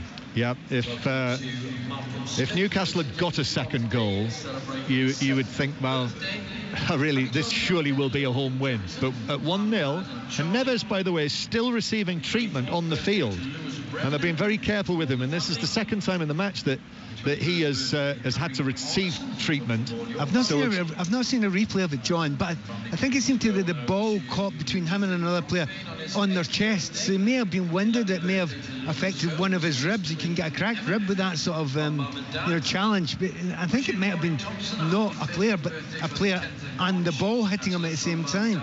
So he's certainly, he's breathing okay, but they're definitely taking their time with him. We're just about to have a little look at it again just now. He plays it up in his chest, and he plays it up in his chest about 3 times. Yeah, he's got a shoulder into his chest, so that's possibly ribs. Yeah, so we'll keep an eye on that during the course of the half-time break. But this is 5 Live from the BBC, half-time. Newcastle United leading Wolves by 1-0. Pat Nevin with me here at St James's Park. We're going to hear from Mikel Arteta after Arsenal's latest win this afternoon during this half-time break. We'll hear from Eric Ten Hag as well, the Manchester United manager, after their 0-0 draw with Southampton at Old Trafford. We're also going to head to Murrayfield, to Florida and to California before the second half begins. But first of all, the BBC News with Carl Hartley. Listen on BBC Sounds. This is BBC Radio 5 Live. Talks are continuing between BBC bosses and Gary Lineker after he criticised the government's language about migrants. His son George has tweeted that he's proud of his old man and thanked the public for the overwhelming support. A snap poll by YouGov shows that 53% of the public think the BBC got it wrong to suspend the Match of the Day host, against 27% who say it was the right decision. These fans outside Old Trafford for the Manchester United and Southampton game gave us their opinion. Fair play to Gary Lineker, he's absolutely right, and any presenter that went with him is absolutely right. They need to sit themselves down and get together. I can understand where Lineker's coming from, but there's a time and place to air that, isn't there? And I don't think politics and sport should actually mix. The BBC are out of order with what they've done. He's the sports commentator. If he's got views on Twitter, they're his views. The Chancellor, Jeremy Hunt, has said that the government can make a big difference on childcare costs in the budget on Wednesday. Measures designed to get more people into work will include paying the childcare costs of people on universal credit in advance, rather than making them claim the money back later.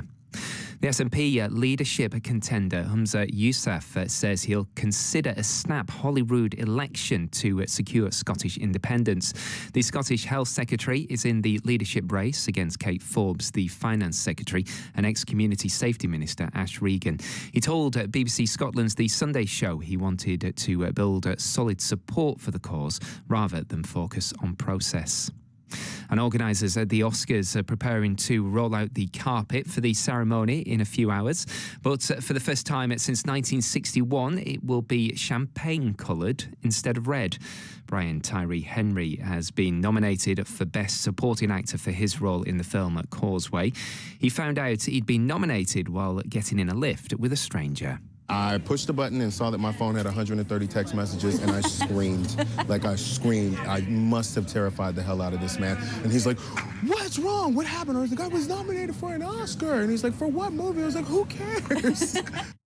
Everything, Everywhere, All at Once, and the Banshees of Inisharan are among the big contenders. On BBC iPlayer. From the wilds of County Kerry to the Caledonian pine forest.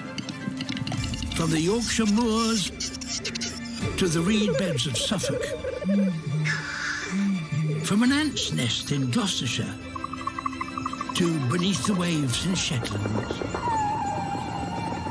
Our magical wildlife revealed close to home. Wild Isles with David Attenborough starts tonight on BBC iPlayer. This is 5 Live Sport. And this is John Murray at St James's Park, where Newcastle lead Wolves by 1-0 at half-time. Commentary coming up on the second half shortly, but the Grand Slam dream is alive for Ireland after Ireland beat Scotland by 22 points to 7 at Murrayfield in the Six Nations earlier, and Sarah Orchard was there. What a fixture it has been at Murrayfield. The first half was frenetic. I mean, one of the craziest games of high tempo, high standard rugby you will ever see. And the second half, the problems rained down on Ireland, but they just sucked them all up to get this win. It finished Scotland 7, Ireland 22. Alongside me, delighted to say, we've got Shane Horgan, former Ireland international, Johnny Beattie, former Scotland international. Shane, Ireland, just wow.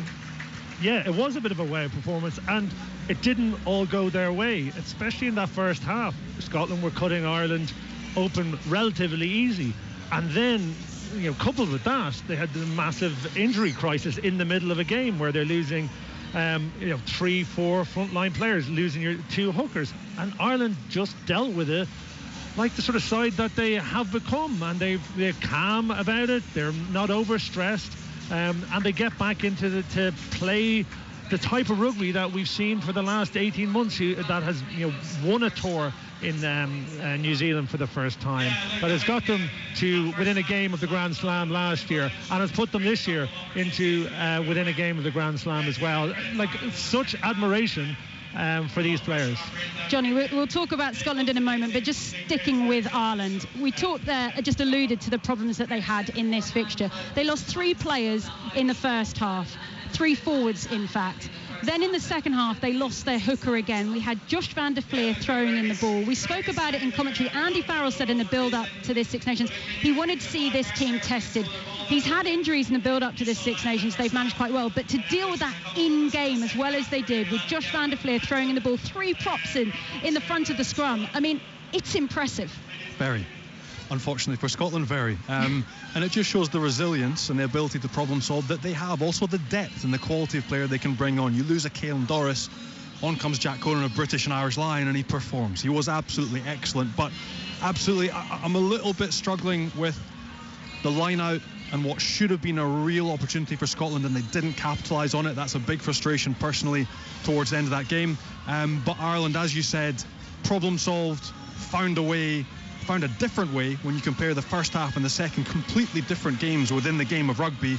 The first half, as you mentioned, frenetic, fast, changing the point of contact, impossible to follow but incredible to watch. And then the second half, the physicality, taking the game by the scruff of the neck, applying pressure at scrum, winning maul ball and line-out ball when they had no right to, and taking the game to Scotland. That is the most impressive part of this Irish performance. But what are the Scottish management thinking? And I mean that genuinely. They're up in the tempo in the first half. They're going, right, we're going to run Ireland off the ball, or we're going to try and get more ruck speed. Whatever their thinking is, and I understand the thinking, because they're going to get to the edges, and Ireland don't put numbers into the ruck, and they're trying to condense them down and move the ball wide. But if they're not sure that they're not going to gas out in the second half, and they don't have the legs to beat Ireland, and by the way, Ireland are renowned for being a super fit team, then you're really you're dicing with death.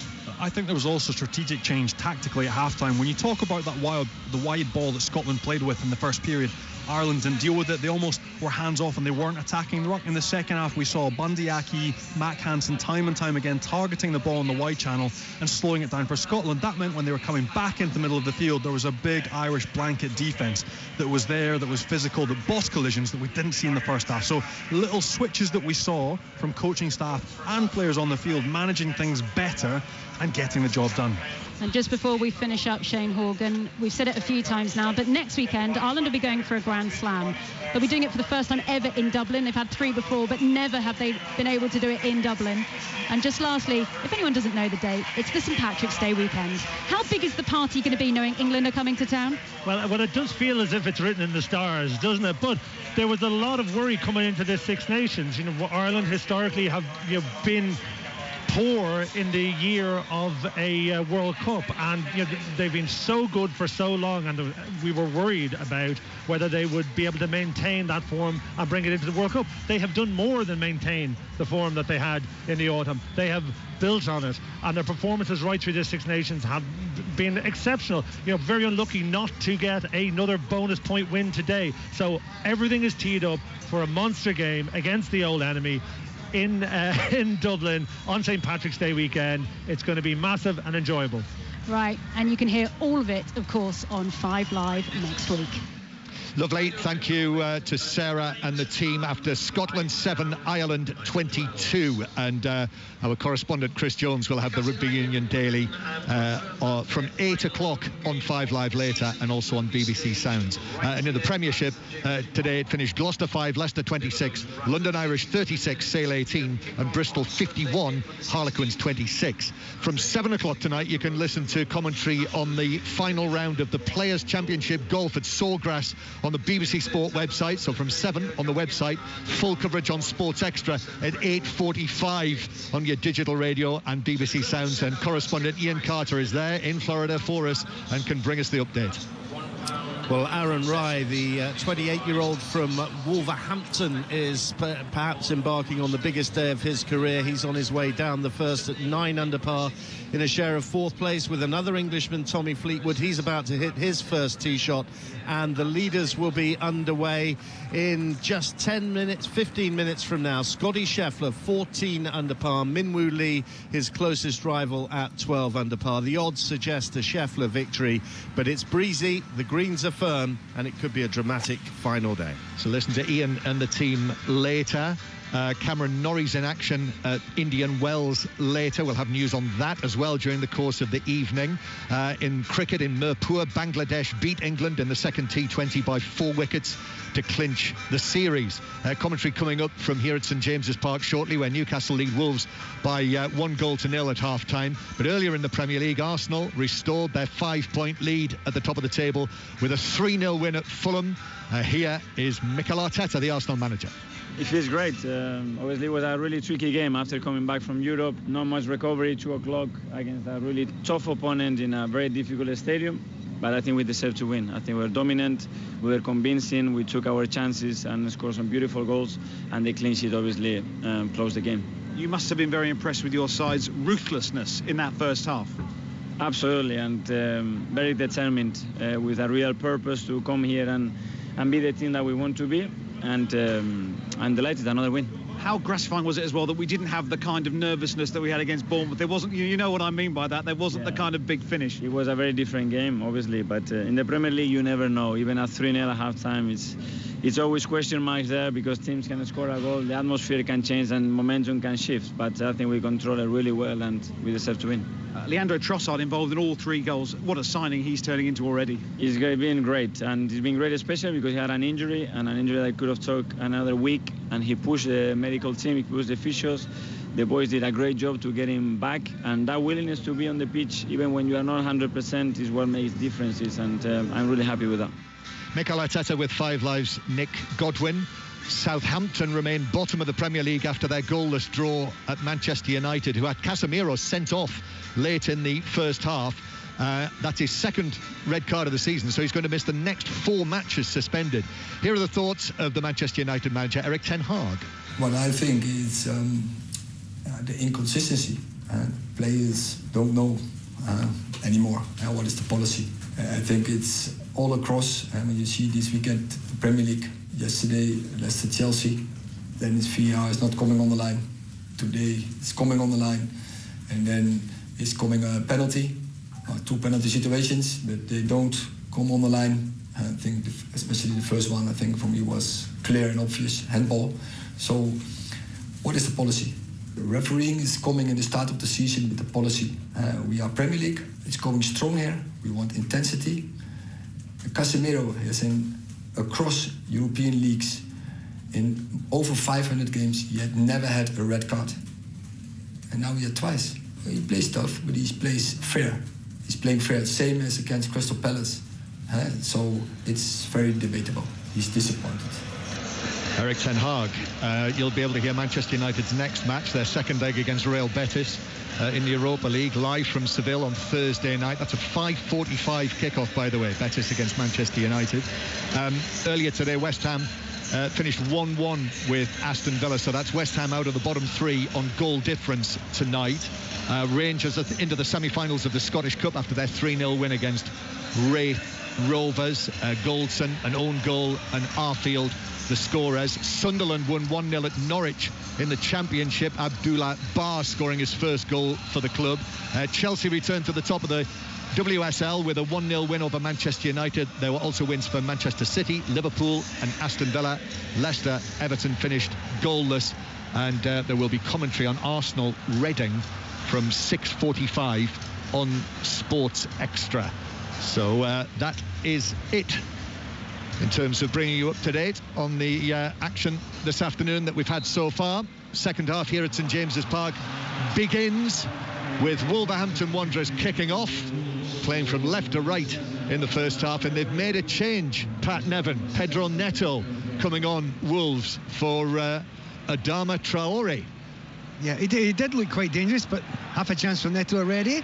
Yeah, Wolves coming forward. Jimenez swings it across the box to Neto, the number 7, who allows the ball to bounce twice into the full-back position, and he looks for the arriving Semedo, and then Neto plays it infield. Here is Lamina, who will roll the ball into the path of Jacob Murphy of Newcastle. And Newcastle will break forward. Murphy gives it to Isak, the goal scorer, but it bounces away as he tries to brag it back. And Neves, who we weren't sure if he was going to be able to come on at the start of the second half after receiving lengthy treatment at the end of the first period. Neves seems okay, gives the ball to Podence, and he passes it straight out of play. But even so, that's probably the second worst Wolves pass of the second half. Yeah, fun enough at Neves, I think he possibly just winded. They look really bad, them, and they're not pleasant either. Intriguing. We're having a chat downstairs with a few people at half-time, and we're asking, what about Isak? How good is he? And how come he's so strong for someone who looks quite wiry, though tall? And it's actually about his incredible balance and holding off players and using that balance to move taller marking players. He's very unusual at it, and he's very, very good at it. So let's see if he can keep it up for another 45. And as for Adama Traore, this was his first start in 4, and he's played only 45 minutes. Yeah, I mean, he got to the byline a couple of times.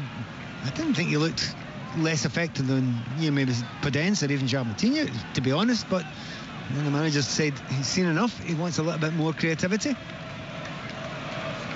But he did have the accolade of appearing on Fact of the Day on 5 Live on Friday, as Semedo has the ball on the right-hand side, will come in field and play it back towards the halfway line. Adama Traore's famous routine of rubbing baby oil on himself. Tony Livesey's question surrounded the fact that it was the Welsh Rugby Union team under Warren Gatland who used to put baby oil on the balls to practice with to improve their handling. That was Friday's Fact of the Day, which sadly I didn't get right. Here's Neto for Wolves on the edge of the penalty area. Moutinho, and Neto is able to play it back towards the halfway line, and then it's forward to the edge of the box to Neves, who turns and shoots, but got underneath it, and the ball wobbled up and away and over by probably 5 yards.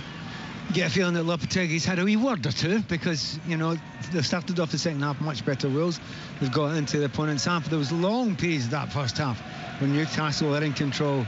It will be intriguing to see when Newcastle facing an unfamiliar end in the second half, how that will affect them. At the moment they've started quite quietly, but it's very early days in this second half. So it is Newcastle United 1, Wolverhampton Wanderers 0, 5 Live. And the World Service back with us with Newcastle as they started the match. Pope in goal. Number of changes today for Newcastle, 5 changes.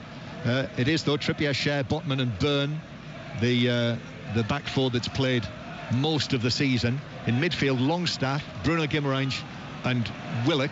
Joe Linton, first of a 2-match suspension for accumulating yellow cards, 10 of them this season. And then the front line, Murphy, Isak and St Maximin as Newcastle. Well, John, when you were reading that there, Isak done something really special there. He's chased down a ball 40 yards to the right full-back, and I'm thinking, why are you wasting the energy? Then it's passed into the centre-back, and he kept on chasing him, thinking, oh, come on, you're wasting all of your energy. Full-back, he chased him again. He's probably done an arc about 120 yards there, and then he won the ball. Oh, the fans love him here, and rightly so, and he's trying to lift all the fans around him because his attitude right from the start has been absolutely magnificent. We just look at him sometimes and think, can you keep that going for the entirety of the match? Because they need him. Free kick to Newcastle. Jimenez leaning into Schär, 15 yards inside their own half, Newcastle. No Anthony Gordon today. Newcastle say he's got an ankle problem, so will be out for a period of time. The recent signing, I'm sure many Newcastle fans came here today expecting to see Anthony Gordon make his first home start, but no, because of that. But in any case, Alan, St Maximin in that position has really caught the eye. He's caught the eye, but in an unusual way. I mean, I really don't think he can be the player he was before, because he hasn't got that explosive pace anymore. But he's adapted and changed, and certainly his passing, John's been much better. Close control, throwing in the odd dummy is fine, but those charging runs from midfield, taking 4 or 5 players out, you're not seeing that anymore from him. Sarr with a pass out across his penalty area. Dawson just got there ahead of Isak. Wolves dicing with danger.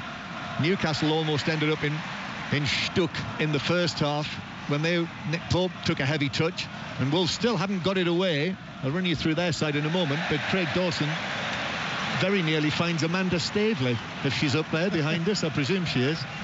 Trying to see where she is. Anyway, they're normally here, aren't they? But it landed close to the director's box. Lots of giggling and laughing going on in there. And it's out of play for a throw-in to Newcastle. Wolves, by the way, now with Sarr in goal, Semedo, Dawson, Kilman and Johnny, Lamina, Neves and Moutinho, the midfield 3. But then Pedro Neto on the right, Pedence on the left, and Jimenez through the middle. That's the Wolves team. Julien Lopetegui. Oh, Pope, poor clearance, delayed. Jimenez very nearly charged it down, and Pope just got it away, and actually in the follow-through caught Jimenez, who's now on his knees with his head on the ground because he was caught on the shins. He doesn't move the ball quickly enough, nowhere near it. And in the Premier League, people spot that right away. So he gets the ball, he looks up a little bit, but he just takes too long to get himself in position. And to be honest, it's actually he's caught in the follow-through, so it's not a foul, but you've got to chase him down every time. Now, he's not confident enough to play it and pass it out for the back. He's going to have to play it long every time, but he's taking too long to control it, Pope. It's out for a throw. Jimenez has not received treatment for that, not needed treatment for that, but it's a throw to Newcastle, 10 yards inside their own half. Newcastle 1, Wolves 0. Newcastle on their worst run of form all season, even though the 3 consecutive defeats were against Liverpool, Manchester United in the cup final, and Manchester City in Manchester last weekend. But it is 1 win in their last 8 matches, and that's why they've slipped down to where they are now in the table, 6th this morning, as Dawson plays the ball across the back line. Then it's forward from Kilman. This is a one for Botman to chase, who was ahead of Neto and was able to head it back to Pope, who just gets it into his arms and then overarms it out quickly, and Trippier bringing it forward. Low pass down the right hand side. Newcastle onto this with Murphy, but Wolves 2 men on him, and it's touched out of play for a throw in. Great speed up the right hand side there. Trippier knows what to do, and they've got 2 passes that are right up to opposition penalty area, causing all sorts of problems. Once again, there was a moment there, header ball back to Pope. Normally you would pass the ball back there. He didn't want to. He wanted to head it back so he could pick it up. Throw in then. That's the voice of Pat Nevin with us here on 5 Live, former Scotland winger, Chelsea player of the year twice over, and Newcastle have completely messed up that throw. And please don't ask me what they'll try to do. I have no idea. It ended up thrown by Trippier. Return pass was nowhere near him, just rolled through for a goal kick. So still 1-0 it is. Ball to the halfway line as Wolves with Podence they couldn't keep it in, and it's a throw on the far side. By the way, there will be a match of the day tonight, I'm told, for the highlights in the same form as last night's programme. So that's what you will find tonight for today's highlights of the matches that I was talking about earlier. Semedo heading the ball forward, and it bounces out of play for a throw to Newcastle in their left back position. Well, we did say, was it on the World Service or was it on 5 Live earlier, Pat, that this match, there was every chance that it would end up either 1-0, 1-1, 0-0 or 0-1. So 2 of those scores are now out of the running. Throw in towards the halfway line, and Isak doesn't win the free kick that he wanted. The Newcastle fans wanted it. Wolves are the lowest scoring team in the Premier League this season, just the 19 goals scored, and Newcastle, as you'll probably know, have the tightest defence this season, just 17 goals conceded. That's why. Here's Isak. Semedo didn't get the pass back to Dawson. Oh, brilliant from Isak, beats Dawson, but then an excellent recovery from Semedo. They might shout for a penalty, but that was a superb piece of defensive recovery from Semedo. And actually Wolves are off on the counter-attack, and little Podence is carrying it forward, and then Cher steps in on him. He wasn't able to do at that end what Isak did to Dawson. Excellent challenge by Cher, and now here's Saint-Maximin. Little feet working quickly, and to his left to Willock. Willock in the box, drops his shoulder, goes for the byline, drives it into the near post. Sarr pushes it away. Saint-Maximin, space on the left side of the box, one way, then the other. He leaves it to Guimarães, and then Guimarães just picks it up and passes it back out of the box to the right to Trippier, who puts his foot on it. He's got Longstaff there, but Trippier goes for the long pass out into the opposite full-back position to Willock. Willock up against Semedo, arriving is Byrne, and Byrne turns it across the face of the penalty area, cleared away by Wolves and out, and Newcastle are back in their stride as they were in the last 15 minutes of the first half. It's just slightly too easy for Newcastle to get to the byline. 2 or 3 players, different players, can get there easily, and if you're a team that's giving away that sort of position in those sort of areas, particularly away from home, you're going to lose chances. Well, it's lost. It is possession lost by Saint-Maximin, so Wolves are away again. Here's Neto, the half-time substitute. Podence available to his right and further ahead. Podence now with the cross, took a deflection. Jimenez was after that, but it was headed away. Good work again by Cher. Newcastle clear. It lands just in front of the penalty area, and Podence got there first. Lemina, the January arrival. Mario Lemina from Nice, but of course you'll remember him playing for Southampton and Fulham as well. Sent off against one of his former clubs, Southampton, last month. Dawson picking out a pass down the right. Semedo's going to do well to reach it. He's caught up with it. He stopped it from going out in front of the Gallagate end. And Semedo back to João Moutinho, who tried to wrap his foot around that, didn't get the contact he wanted, headed away by Willock. Podence turns on the edge of the box. Guimarães for the challenge. Podence goes down and wins the free kick for Wolves on the edge of the D to the right. Groundhog Day. Guimarães did exactly the same in the first half to win a free kick himself, and it's happened to him now. And again, it's about 19 yards out. It's into the same goal. It's the other end of the D, but we know that Wolves, one area where they can be very, very dangerous is from free kicks just outside the box, and that's a bad mistake there for Guimarães. Got himself in the wrong position there. Well, as I said in the first half, very often it's the player who puts the ball down that's the key, and it was Pedro Neto who placed it down, who's actually not scored this season, but Neves is standing to the left of the ball. You'd think a more likely taker, but let's see. And as I say, it's right of centre. It's on the white line of the D to the right, and Lemina's walked away, Jimenez has walked away, so it's going to be either Neto or... Is that Moutinho beside him? Moutinho, yes, it is. Moutinho to the left. And Moutinho steps up to take this, but he taps it square, and then Neto with a shot and a good parry by Nick Pope. That was a very strong hand on that, up near the top corner.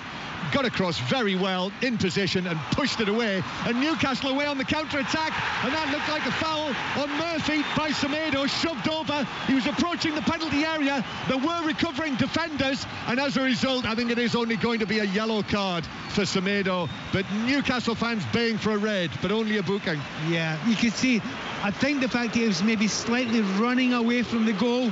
I mean, not right towards the corner flag, but he wasn't running directly towards the goal. But they've been so quick looking on the break there. Lovely little piece of play there, and to be honest, I think he is looking for the foul, running across the defender. That's exactly what you should do. It's gone down, yellow card, maybe a wee bit lucky, but probably the right decision. So free kick moments after Wolves had that near thing at the other end. Great save though, brilliant save by Pope.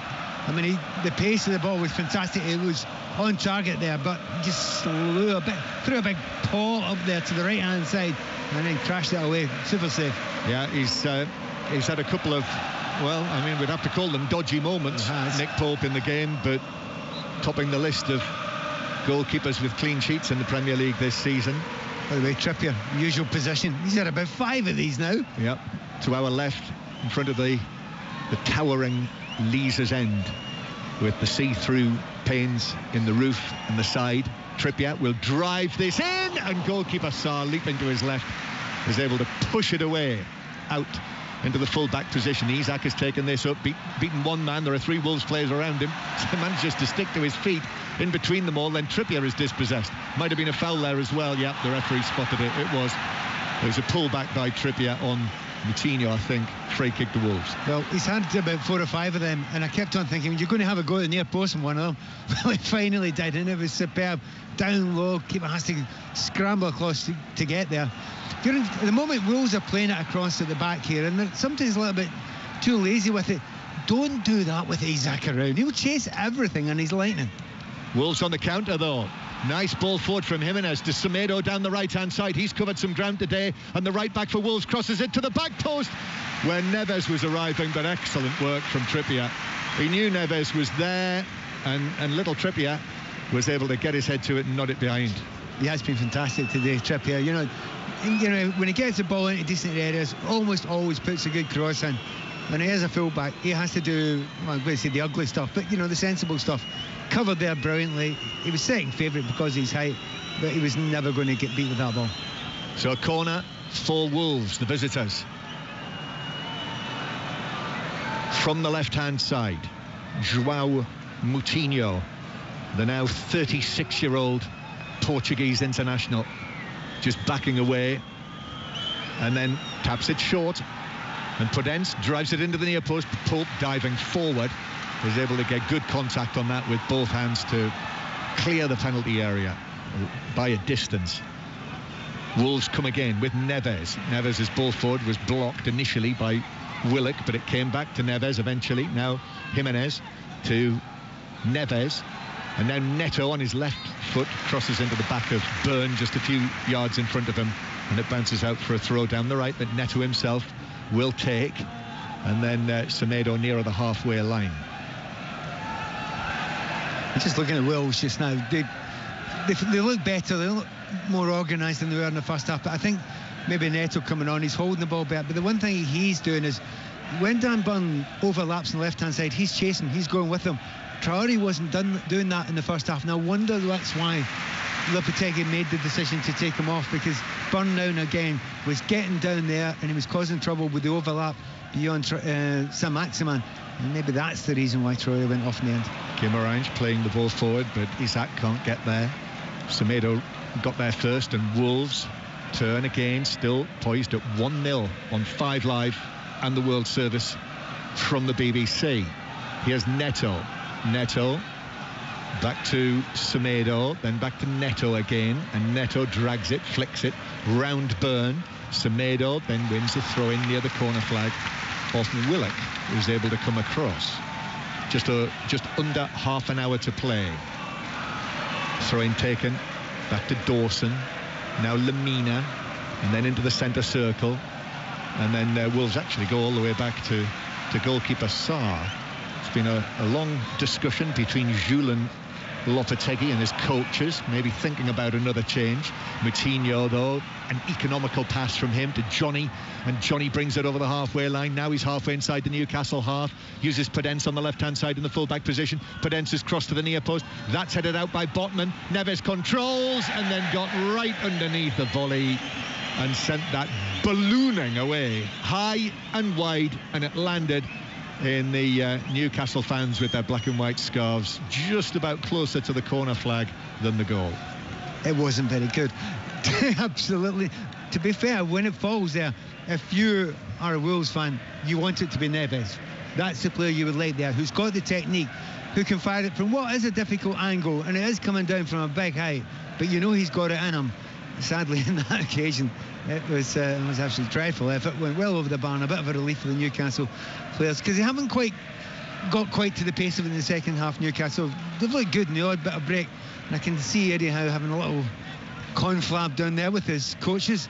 I think they feel just now, before they lose too many chances, they might have to make a change. Yeah, Graham Jones has just signalled. Neves taking it up. This could open up for Wolves. He gives it to the right, though, to Neto.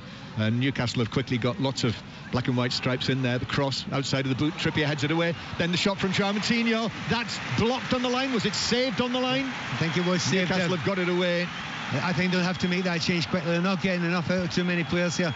We've got Almiron in front of us here, and it looks to me like a stick on. You would probably bring Saint-Maximin off and bring him on for what he can produce going forward. And Semedo's beginning to look good in the right back area going forward, and that's one area he'd love to make the change now.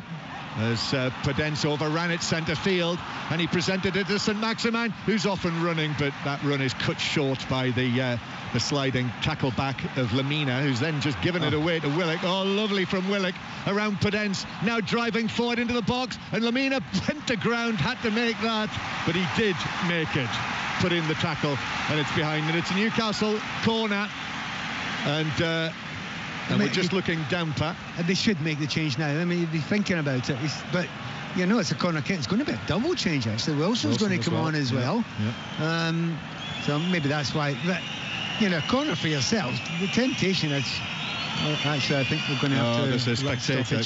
It looks as though somebody is in trouble in the stands, down to our left.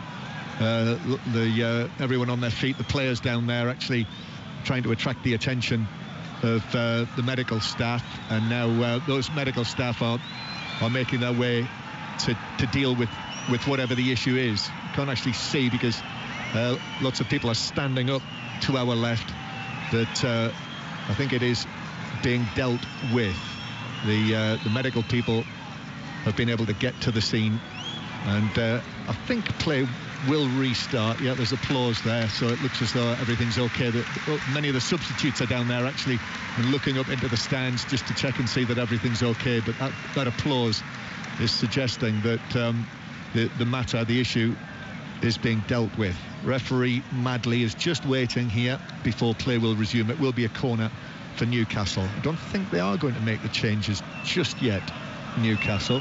Kieran Trippier, who will take the corner, of course, is now walking across there, and he's actually asking the substitutes, and he's looking up into the stands, just wants that reassurance that everything's okay, and that the action on the field won't affect the treatment of whatever is happening in the corner.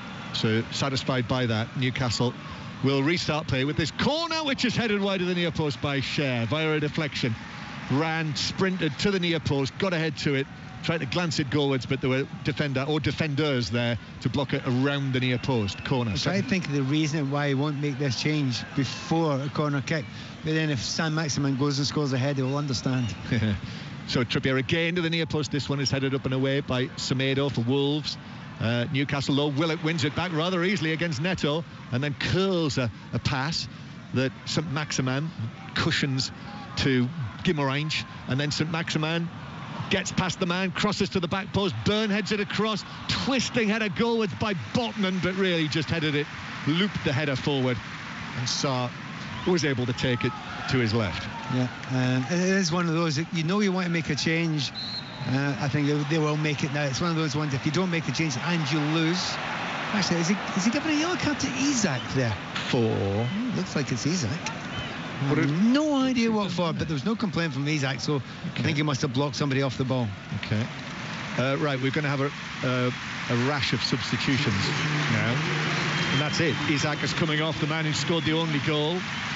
So Callum Wilson, having been left out of the starting lineup today by Eddie Howe. Callum Wilson, who has got just one goal in his last 14 appearances for Newcastle, and Almiron coming on to replace, is it Almiron? Yes, Saint-Maximin, as I said, yeah. So St Maximin off. So Almiron has taken up his usual position on the right-hand side, and Murphy's come off to the left. Wolves changes. Johnny's coming off, and Neves as well, who's taken a couple of knocks today, and also Podence, who returned to the starting lineup. So a triple change from Julian Lopetegui to try and change things here. Yeah, I think we're slow. We're nothing in comparison to the man on the board. The board's going up. Rayan Nouri has come on to replace Johnny. And Wolves with the ball at the back. And here is Matias Nunez, who has come on. I think Hwang's come on for Potence. I don't know if you mentioned that. No, I didn't. Hwang making his return after 5 matches out with an injury. Wolves coming forward. Here's the cross. Nouri inside the penalty area, bounced off him out of the box, and Matias Nunez now might have been a shove, a pull on the shirt of Hwang. It bounces. Hwang is in there, and they've scored. Wolves have equalised. Well, Newcastle have shot themselves in the foot there. Didn't clear it. Hesitation. And the substitute, seconds after coming on, Hwang Hee-chan moved onto it 6-7 yards out, and with his left foot just placed it into the back of the net, and Newcastle have been pegged back 1-1. It was a little bit of a mess there. I mean, there was a chance to get it away there. I think Trippier goes to try and clear it with his left foot, but he slips with his right as he tries to clear it, doesn't get enough on it, and he cuts it right into the feet of Hwang, and it's the easiest tap in. I'm saying it's Trippier there because it's on that side there. I'm pretty sure it is Trippier. It's a slip. It's nothing more than that, and it's a nightmare for Newcastle. They have controlled the vast majority of this game, and they've just thrown it away. And don't Newcastle fans know how this feels? 1-1. And I suppose for Newcastle, while it was only 1-0, there was always that danger that Wolves would be able to find a goal, and that's what they did. Newcastle not secure at the back there. The slip, I suppose, was unfortunate from Kieran Trippier, but it was a sloppy goal nevertheless, and Hwang said thank you very much and scored his first Premier League goal of the season. I suppose you have to take it into account. I mean, it's Trippier's left foot. It's not his right foot he's playing away, but it doesn't matter. It's the slip. It's cost a goal. Newcastle coming forward. The ball is played for Almiron to chase, but he won't reach that. It rolls over the dead ball line, and it is a goal kick for Wolves, whose supporters have suddenly found their voice up there high in St James's Park. So Newcastle 1, Wolverhampton Wanderers 1, with just under 15 minutes to play. Let's get an update. Let's go from rainy Tyneside to Florida and get an update from Ian Carter, who is there at Sawgrass watching the final round of the Players' Championship. In glorious sunshine, you'll be pleased to know, John. The 2 Englishmen on the leaderboard opening up with pars. Aaron Rye on the first and the second. Tommy Fleetwood's going to have to get up and down at the second to remain at 9 under alongside Rye. That's 5 behind Scotty Scheffler, who's parred the first, but his lead is down to 1, courtesy of a birdie from Min Woo Lee. And we will have commentary tonight from 7 o'clock on the final round with Ian in Florida and the rest of the team, who will be based in our studios in Salford. So it is a great technological challenge, but you will hear it from 7 o'clock via the website and on Sports Extra from 8:45 tonight. Free kick to Newcastle, just forward and right of the centre circle. And Newcastle on this run that they're on, 1 win in their last 8 Premier League matches. Trippier playing it into the box. Share's gone down. Was there, I wonder, a shove on him? It was Jimenez who was challenging him. The ball deflected behind and has given us a corner to Newcastle. It's classically one of those ones. They're all going to vote the referee. That's okay. They'll have a look at it. If it was a penalty kick, they'll have a really decent look at it. He certainly had his arms all over him, and he's given him a little shove as well. It's one of those ones where, you know, last season or the season before, that would have been given as a penalty as well. Yeah, the high bar now though, Pat. with VAR, so they say. Trippier with the corner towards the back post, headed across the edge of the box. Semedo got a head on that for Wolves, didn't clear it, but Wolves have cleared it to Almiron on the right-hand side. But as he tried to play it back into the box, it was deflected for Wolves, and now here's Neto over the halfway line, but the covering challenge was there to pop it out of play for a throw into Newcastle for Botman, which Newcastle have taken. We've got just over 15 minutes to play, just over 15 minutes to go. See, Nathan Collins is being prepared here, the central defender, to come on for Wolves. Try to see if there's an injury.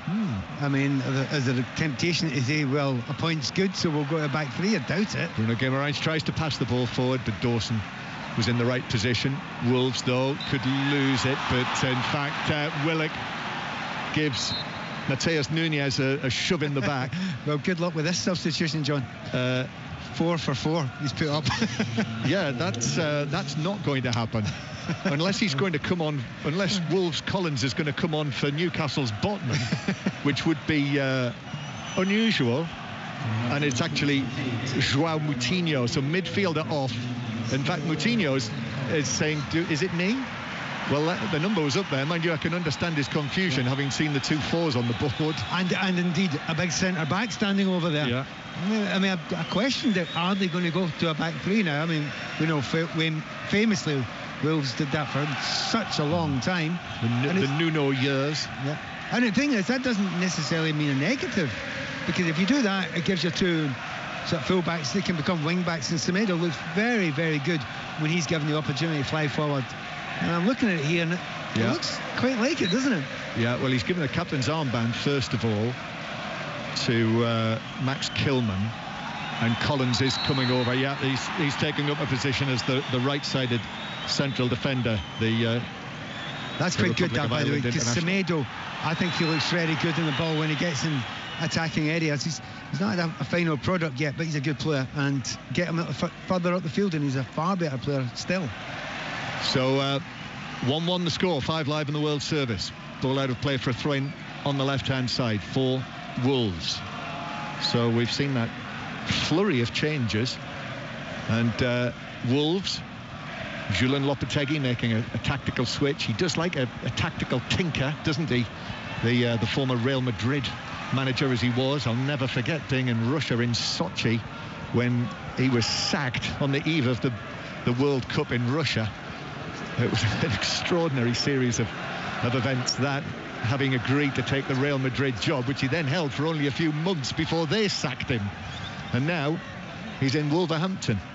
An unusual career route. Spain, Real Madrid, then Sevilla, and now Wolverhampton Wanderers. Kilman heading the ball back to his goalkeeper, Sarr.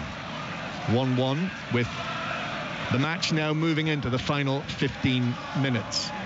Collins passing it forward. Lamina was under pressure, wasn't great. The pass out from Collins. Longstaff to Willock. Willock then couldn't take advantage. Longstaff finds Murphy now on the left-hand side. Right-footed cross from him towards the back post. That's headed away and then cleared further away on the edge of the box by Mateus Nunes. One of those many 5 substitutes have now been used by Julian Lopetegui. Cher, right-footed ball, finds Murphy, controls it, just got away from him on his thigh, but he's back with the ball now. Murphy into the penalty area, takes on Semedo, plays it across to the near post where it's deflected behind. I think he ran out of play, John. Out of play. Yeah, he ran out of play. I mean, he's looked good in the ball, Murphy, when he's going forward. And that's one of the good things when you watch Newcastle play. Murphy, very decent on the ball, willing to go past players. They've got, obviously, Isak was special at it. Willock's not been bad at all in this game. I think he's a very good game himself, but they do look as if they missed something when Isak isn't on the field, because they're not going to stretch the defence quite the same way. And with 3 men at the back there, at the moment, you probably kind of edge slightly towards Wolves getting the more chances. Newcastle 1, Wolves 1, entering the closing stages, or soon to enter the closing stages. Newcastle with Botman forward into the centre circle to Willock, who turns away from Jimenez and then picks out the pass. Almiron actually slipped, but quickly back up onto his feet. Trippier on the overlap. Trippier now onto this near the dead ball line. In comes the cross via a deflection, which looped it up, and Sarr was able to come forward, catch it, and then felt a slight contact and went sprawling down to win a free kick for Wolves. Yeah, it's good to see Trippier obviously desperate to do something about, giving that goal away that he did to give Wolves the equaliser, and his understanding with Almiron is very, very good. When they work together, they're very, very tough to stop. And that time, overlap, gets the ball to the byline, and you can see Trippier, he's desperate to change the narrative at the end of the game that he was the one that gave 2 points away. Newcastle playing the ball out towards Almiron. Almiron with his heels on the white line comes in field, square from him to Willock. Willock in the D, lovely footwork, then back to Almiron. Super finish, and Newcastle are back in front, and Almiron slides away on his knees, left out of the team today, but he's back now on the field with a goal, and Newcastle have restored their lead, 2-1. They did look very dangerous when Trippier got the ball and they went down that right-hand side, and you see the understanding that he's got with Almiron especially. Almiron has had a really tough time recently. I was slightly surprised he wasn't brought on earlier, but what an impact he's just had. In fact, the substitutions have generally had an impact in this game, but that, apart from great link-up play on the right-hand side, what a finish it was from him. That was an acute angle, but it just pulled up to the back post there, slipped past the goalkeeper. Nothing that he could do, sir. It's lovely, beautifully worked really by Newcastle to play their way through Wolves. Willock's role was really important in that. Slipped the ball, and Almiron took a touch with his right, and from an angle round about the corner of the 6-yard box, Pat, left foot, just whipped it past Sarr to put Newcastle back in front. I suspect there might have been a wee deflection as well. I just wonder, we've got another angle we're going to get coming up here, and there is a big deflection there, so maybe not as perfect a goal as it looked at first. No, he doesn't care, but it'll be his goal. I think the shot was on target, just flicked off the defender, which took it past Sarr to his. The shot was across him, but the deflection took it past him on the left-hand side, in between the near post. No, you certainly can't fault the goalkeeper for that. No, you can't. Well, it's a back post one, and he's heading towards it. But if it goes past the defender at full speed and goes in the near post, nothing you can do about it. So Newcastle back in front. Now the mood changes again. Good response from Newcastle. They were level for just 9 minutes, I think. And now we're in the last 10 minutes of the match, and the crowd, the Geordies, the Toon Army, are trying to do their bit here as that recent shower has eased, and Wolves down in front of us. Neto is challenged from that. He's given us a free kick. I suppose what Eddie Howe would argue just now is when they made the changes, he feels they've gone well, other than one freak, and it was a freakish goal, wasn't it, because of the slip from Trippier. As I was saying before, a few of the guys giving away a goal that could cost your team 2 points, you'd want to do something about it, and Trippier's reaction to it has been fantastic. He hasn't hidden, tried to go in the ball, and certainly he's making space there for Almiron in front of him. So Newcastle back on course for what would be their first win since January, but Wolves haven't given this up. And here's Semedo, just a heavy touch, and that meant that Willock could slide in front of the ball and block it out for a throw. Raúl Jiménez. It was a year on Friday that Jiménez was the last Wolves centre forward to score a goal in the Premier League. Incredible that. They finished 10th in the league last season, and here they are. As that's overhit by Hwang as he tried to give a return pass to Jiménez, and it bounces behind, and then Botman went over rather ridiculously there, actually, after Jiménez was challenging him. But it's a goal kick anyway. And Newcastle, I can see already the referee Andy Madley is trying to make sure that they don't delay this. 2-1 up, having just got back in front. Nick Pope's walking right across his 6-yard box, and he'll be on the clock here. Any delay here, and this could be a yellow card for Nick Pope. Yeah, another thing, you're looking at Wolves, they have gone to that back three, and of course the fans will say, well, wait a minute, that's a back three stroke back five. Is it the right thing to do? You're now behind. Do you adapt and change it? Have you the personnel to adapt and change it from here? I'm not sure they have after all the changes now. Play back underway. Referee satisfied that Pope didn't delay it too long before he took the goal kick. To the centre circle, Murphy gets up high, heads it through the middle. Callum Wilson was after that, and it bounces down And now Mateus Nunes inside his own half. All right foot as he then as he passes the ball back to Collins, waves his arms around and suggests to his teammates that he didn't have options there with his black gloves on. And now Dawson all in danger of losing it on the edge of his own box. Murphy and Wilson, but Mateus Nunes was back in there actually and able to move round behind him, and Wolves have it back, but they've not got it out of their own defensive third yet. Chipping it forward to Lemina, and he's been put under pressure by Byrne, out of play. Byrne wanted to take the throw. Wolves disputed it. Semedo stepped in the way, but as the school teachers might say, Wolves are just wasting their own time there. They absolutely are. Well, there was notable things as Newcastle are about to make another substitution. Noticeable things about Wolves. They do try to play it out from the back. They've not really been that impressive for most of the game in that sort of area. They've tried to play it out, often get caught in dangerous areas, and early on it was one man that was doing it. It was Isak, but it keeps on happening even when they've got three centre-backs. It's a real weakness at the moment in Wolves.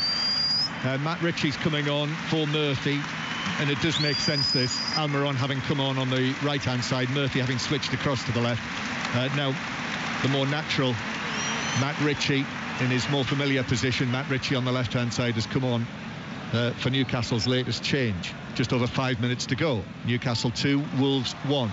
5 Live from the BBC, the World Service with us as well here at St James's Park, the big stadium on the hill at Gallowgate in the city of Newcastle upon Tyne. Byrne takes the throw to Guimarães. Guimarães, 2 Wolves players in there as well. Collins doesn't clear it, gets a second chance, clears it to Trippier. Trippier's going to have a go for goal. Might have actually hit his own man Wilson on the back. Bounces back to Trippier, and he's been able to play the ball out over the top to the left-hand side to Bruno Guimarães with his blonde top to his hair. Bruno Guimarães into the penalty area, played it round the defender, but Collins got it away. Mateus Nunes now passing it forward, wriggles away from 2 Newcastle men. Still Wolves in their own half. Excellent. I mean, the level of work rate from Newcastle, Wolves just cannot get out. Yeah, it's when they play along the back, I don't know if they've got enough sophistication to do anything neat and tricky to get it out, and I think Newcastle are acutely aware of that, so when they get a chance to press, they do it, and they do it very well. 2-1 to Newcastle. Into the last 5 minutes now. Nuri out there on the left-hand side. Darkness descending on Tyneside. Dawson, long right-footed pass, headed infield by Semedo, beat Byrne there, but harmlessly really. Bouncing into the penalty area, Pope was able to come and pick it up, gave it out quickly. Trippier's off and running again. Trippier crosses the halfway line. He's got the orange boots of Almiron ahead of him, gives it to Almiron. Almiron now running with the ball. Trippier continues with him on his right-hand side, back to Almiron, and then infield, Longstaff is there. Trippier still out there. Guimarães goes across as well. Bruno Guimarães angles it back low, and Newcastle keeping possession inside the Wolves half. Trippier tried to find the pass over the top to Guimarães, and if he had, and he wasn't far away from doing it, Guimarães would have had a clear run into the box. It just looks so much better with Almiron over there beside Trippier. I mean, they just understand each other. They know before they make the run where they're going to make it. As I say, I was quite surprised it's taken so long to make the change. They made that change, and that right-hand side now looks pretty smart. And Newcastle going all the way back to Nick Pope. 2-1 Newcastle lead. Premier League on 5 Live. Champions League commentaries on Tuesday, Wednesday night. We'll be in Madrid on Wednesday, live from the Bernabeu with the second leg. Liverpool with the proverbial mountain to climb. But at the very least, a chance to get away from it all in Spain for the Liverpool supporters, and then Manchester United likewise when they go to Seville. We've got commentary 5:45 Thursday night, then Arsenal against Sporting after that. Cheltenham Festival on Sports Extra and 5 Live this week, and commentary from the Players Championship Golf tonight, and we'll get the latest from Ian Carter there in Florida. Well, a drop shot at the second for Tommy Fleetwood, so he drops back to 8 under par. That's 6 shots off the lead, still held by Scotty Scheffler, who is on the second at 14 under par. His advantage, a single shot at the moment, because Min Woo Lee birdied the first. Scheffler with a birdie putt to come on the second. Free kick to Wolves just inside their own half. Thank you, Ian. From 7 o'clock on the website, and from 8:45 on Sports Extra, the golf commentary tonight on the BBC. Free kick, Wolves to take it. Mateus Nunes, high and long to the edge of the box, headed across the edge of the area by Collins, but into the path of Trippier, who's able to clear it away. A little desperately that by Newcastle, getting it away, giving it back to Wolves, who come again in the latter stages. Long pass diagonally over the top of Collins, with Byrne doing his bit, and it bounced through for a goal kick, Pat Nevin. Yeah, it has kind of slightly petered out the last 4 or 5 minutes. Not a huge amount happening. I think Newcastle would love that. They would love that to continue for these last, a minute and a half plus, whatever the referee adds on just now. But just that ball into the middle there, it seemed a bit aimless from Wolves. They didn't seem to have any huge ideas. I think that's partially what you're talking about, the centre forward. They've not got any great belief that they can play it into the striker and it's going to be held up and they can go and get on around it. Wolves at home to Leeds next weekend. Then they're away to Nottingham Forest. It feels at the moment, with it being so close at the bottom, in the bottom half of the table, that we've got those sort of matches, at least 2 or 3 of them every weekend. And Lamina playing it forward for the run from Neto down into the Newcastle right back position. Bounces out of play. The supporters in the East stand over there, appealed for it almost more than Botman himself did, and it was given as a Newcastle throw, and it was cheered by that same section over there. Trippier to take it. We're in the 90th minute now at St James's Park. Newcastle on their worst run of form this season, just 1 win from their last 8 Premier League matches as well, but seconds away from victory. The fourth official will be coming forward to the board very shortly to show us how many minutes of added time there will be, as Guimaraes is fouled, and it's a free kick. Pat Nevin. Yeah, he's been quite quiet. Guimaraes has not been one of his controlling days. Usually he can control games, he can take the eye all the way through it. Not really been one of those games for him so far. However, he's got 5 more minutes to show us his quality. Yeah, Craig Pawson on this occasion, the fourth official, had just the 1 number to deal with. He managed it this time. And therefore, just the single number 5 on the board. 5 minutes of added time. 2-1 Newcastle lead, as Byrne plays that forward off Mateus Nunes and just felt his hamstring area, but I think he's okay. Comes across, he'll take the throw anyway.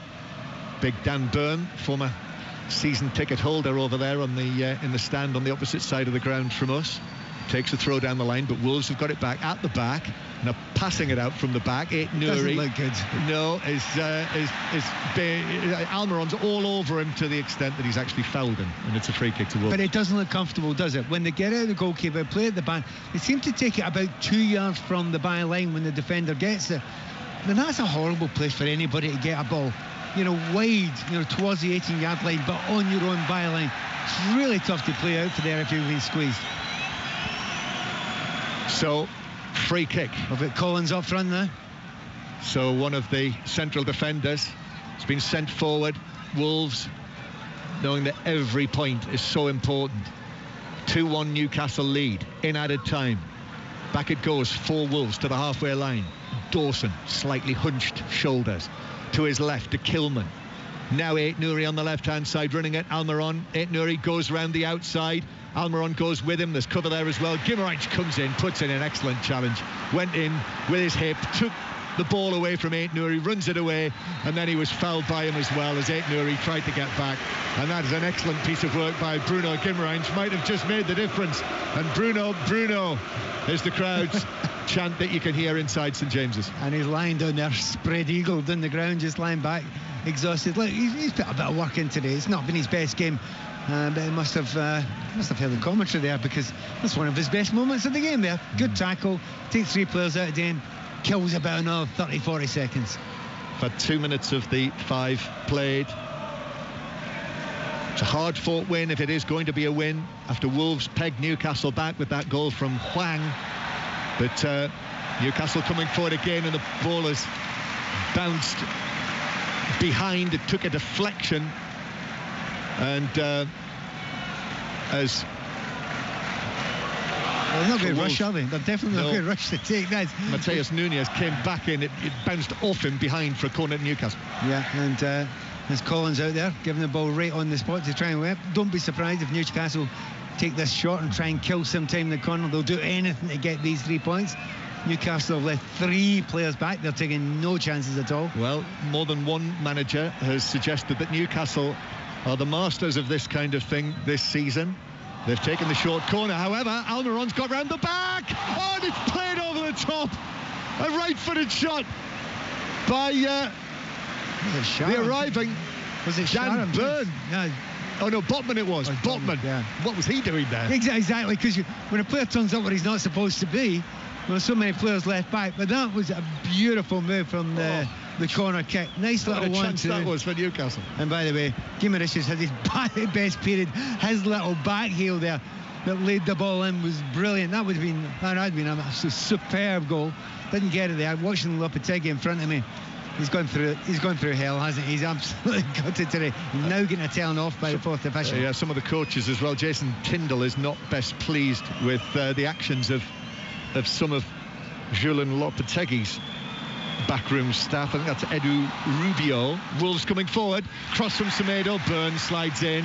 Block that. That was important for Newcastle because there were players, 3 gold shirts in the middle, but it was blocked behind by Burn for Wolves corner. You just wonder, should the keeper be coming up for this one? You're a goal down, there's not long to go now. We're in the 5th minute, the final minute of added time, in front of 52,240 people here. Corner for Wolves from the right. Left-footed delivery, whipped to the near post, cleared away. Newcastle cheers because Willock was behind it. Half volleyed it away, sent back in. Oh, that's bouncing dangerously on the edge of the Newcastle penalty area. Hwang got his head to it, but then it's cleared away by Cher. Headed forward from near the halfway line by Lamina. Only seconds to play. I reckon 20 seconds of the 5 minutes left. But Wolves, perhaps one final attack for them to try and eke something out of this game. Ait Nouri, left-footed from him, goes long. Nick Pope comes and makes the catch and drops down onto his front. Jimenez was in between a couple of defenders, went to ground, knew he wasn't going to get there. And Newcastle now, I think that's it. It is. Newcastle emerge as winners, and their worst run of form of the season has come to an end. Their first win since January for Eddie Howe's side. And Julian Lopetegui turns away in frustration. He's in discussions with Craig Pawson, the 4th official. They got back into it, Wolves, in the second half, levelling it up with that goal from the substitute Hwang after Isak headed Newcastle in front in the first half. But the goal, with just over 10 minutes to go, has won it for Newcastle from Miguel Almiron's deflected shot. Pat Nevin. Yeah, I mean, there was as much relief as celebration at the end for these Newcastle fans. I know the difficulties they've had, so they deserved it over the piece. I think you've got to say that. The chances they had, there was a big period in the first half. I think Newcastle, they were splendid. They were back to their very best, and you said they looked like a Champions League chasing side, and I agreed with you, but it didn't last for the entirety of the game. Moments where Isak were special, very, very special, and he deserved his goal. But you look at the players that have scored the goal for Newcastle today. It's Almiron, it's Isak, it's the players that have got that extra special, extra something that have given them the edge. That's what's not there for Wolves at the moment. There isn't anyone who's got that edge going forward. That's why they've lost the game, and that's why they're not scoring any goals, and that's why the spectre of relegation is still there. Yep, for Wolves, that is now 3 defeats in their last 5. For Newcastle, they are now 4 points behind Tottenham in 4th with 2 matches in hand. So that's it. Newcastle beating Wolverhampton Wanderers by 2-1 earlier. Fulham 0, Arsenal 3, Manchester United 0, Southampton 0, West Ham 1, Aston Villa 1. Rangers through into the Scottish Cup quarter-finals after their 3-0 win against Wraith Rovers, and Norwich City 0, Sunderland 1 in the Championship. Ireland 22, Scotland 7 was the big result of the day in the Six Nations. The Rugby Union Daily is on 5 Live tonight from 8 o'clock, and commentary on the golf as well, the Players' Championship, via the website from 7 and on Sports Extra from 8:45. But that is it from us here at St James's Park on 5 Live, and next it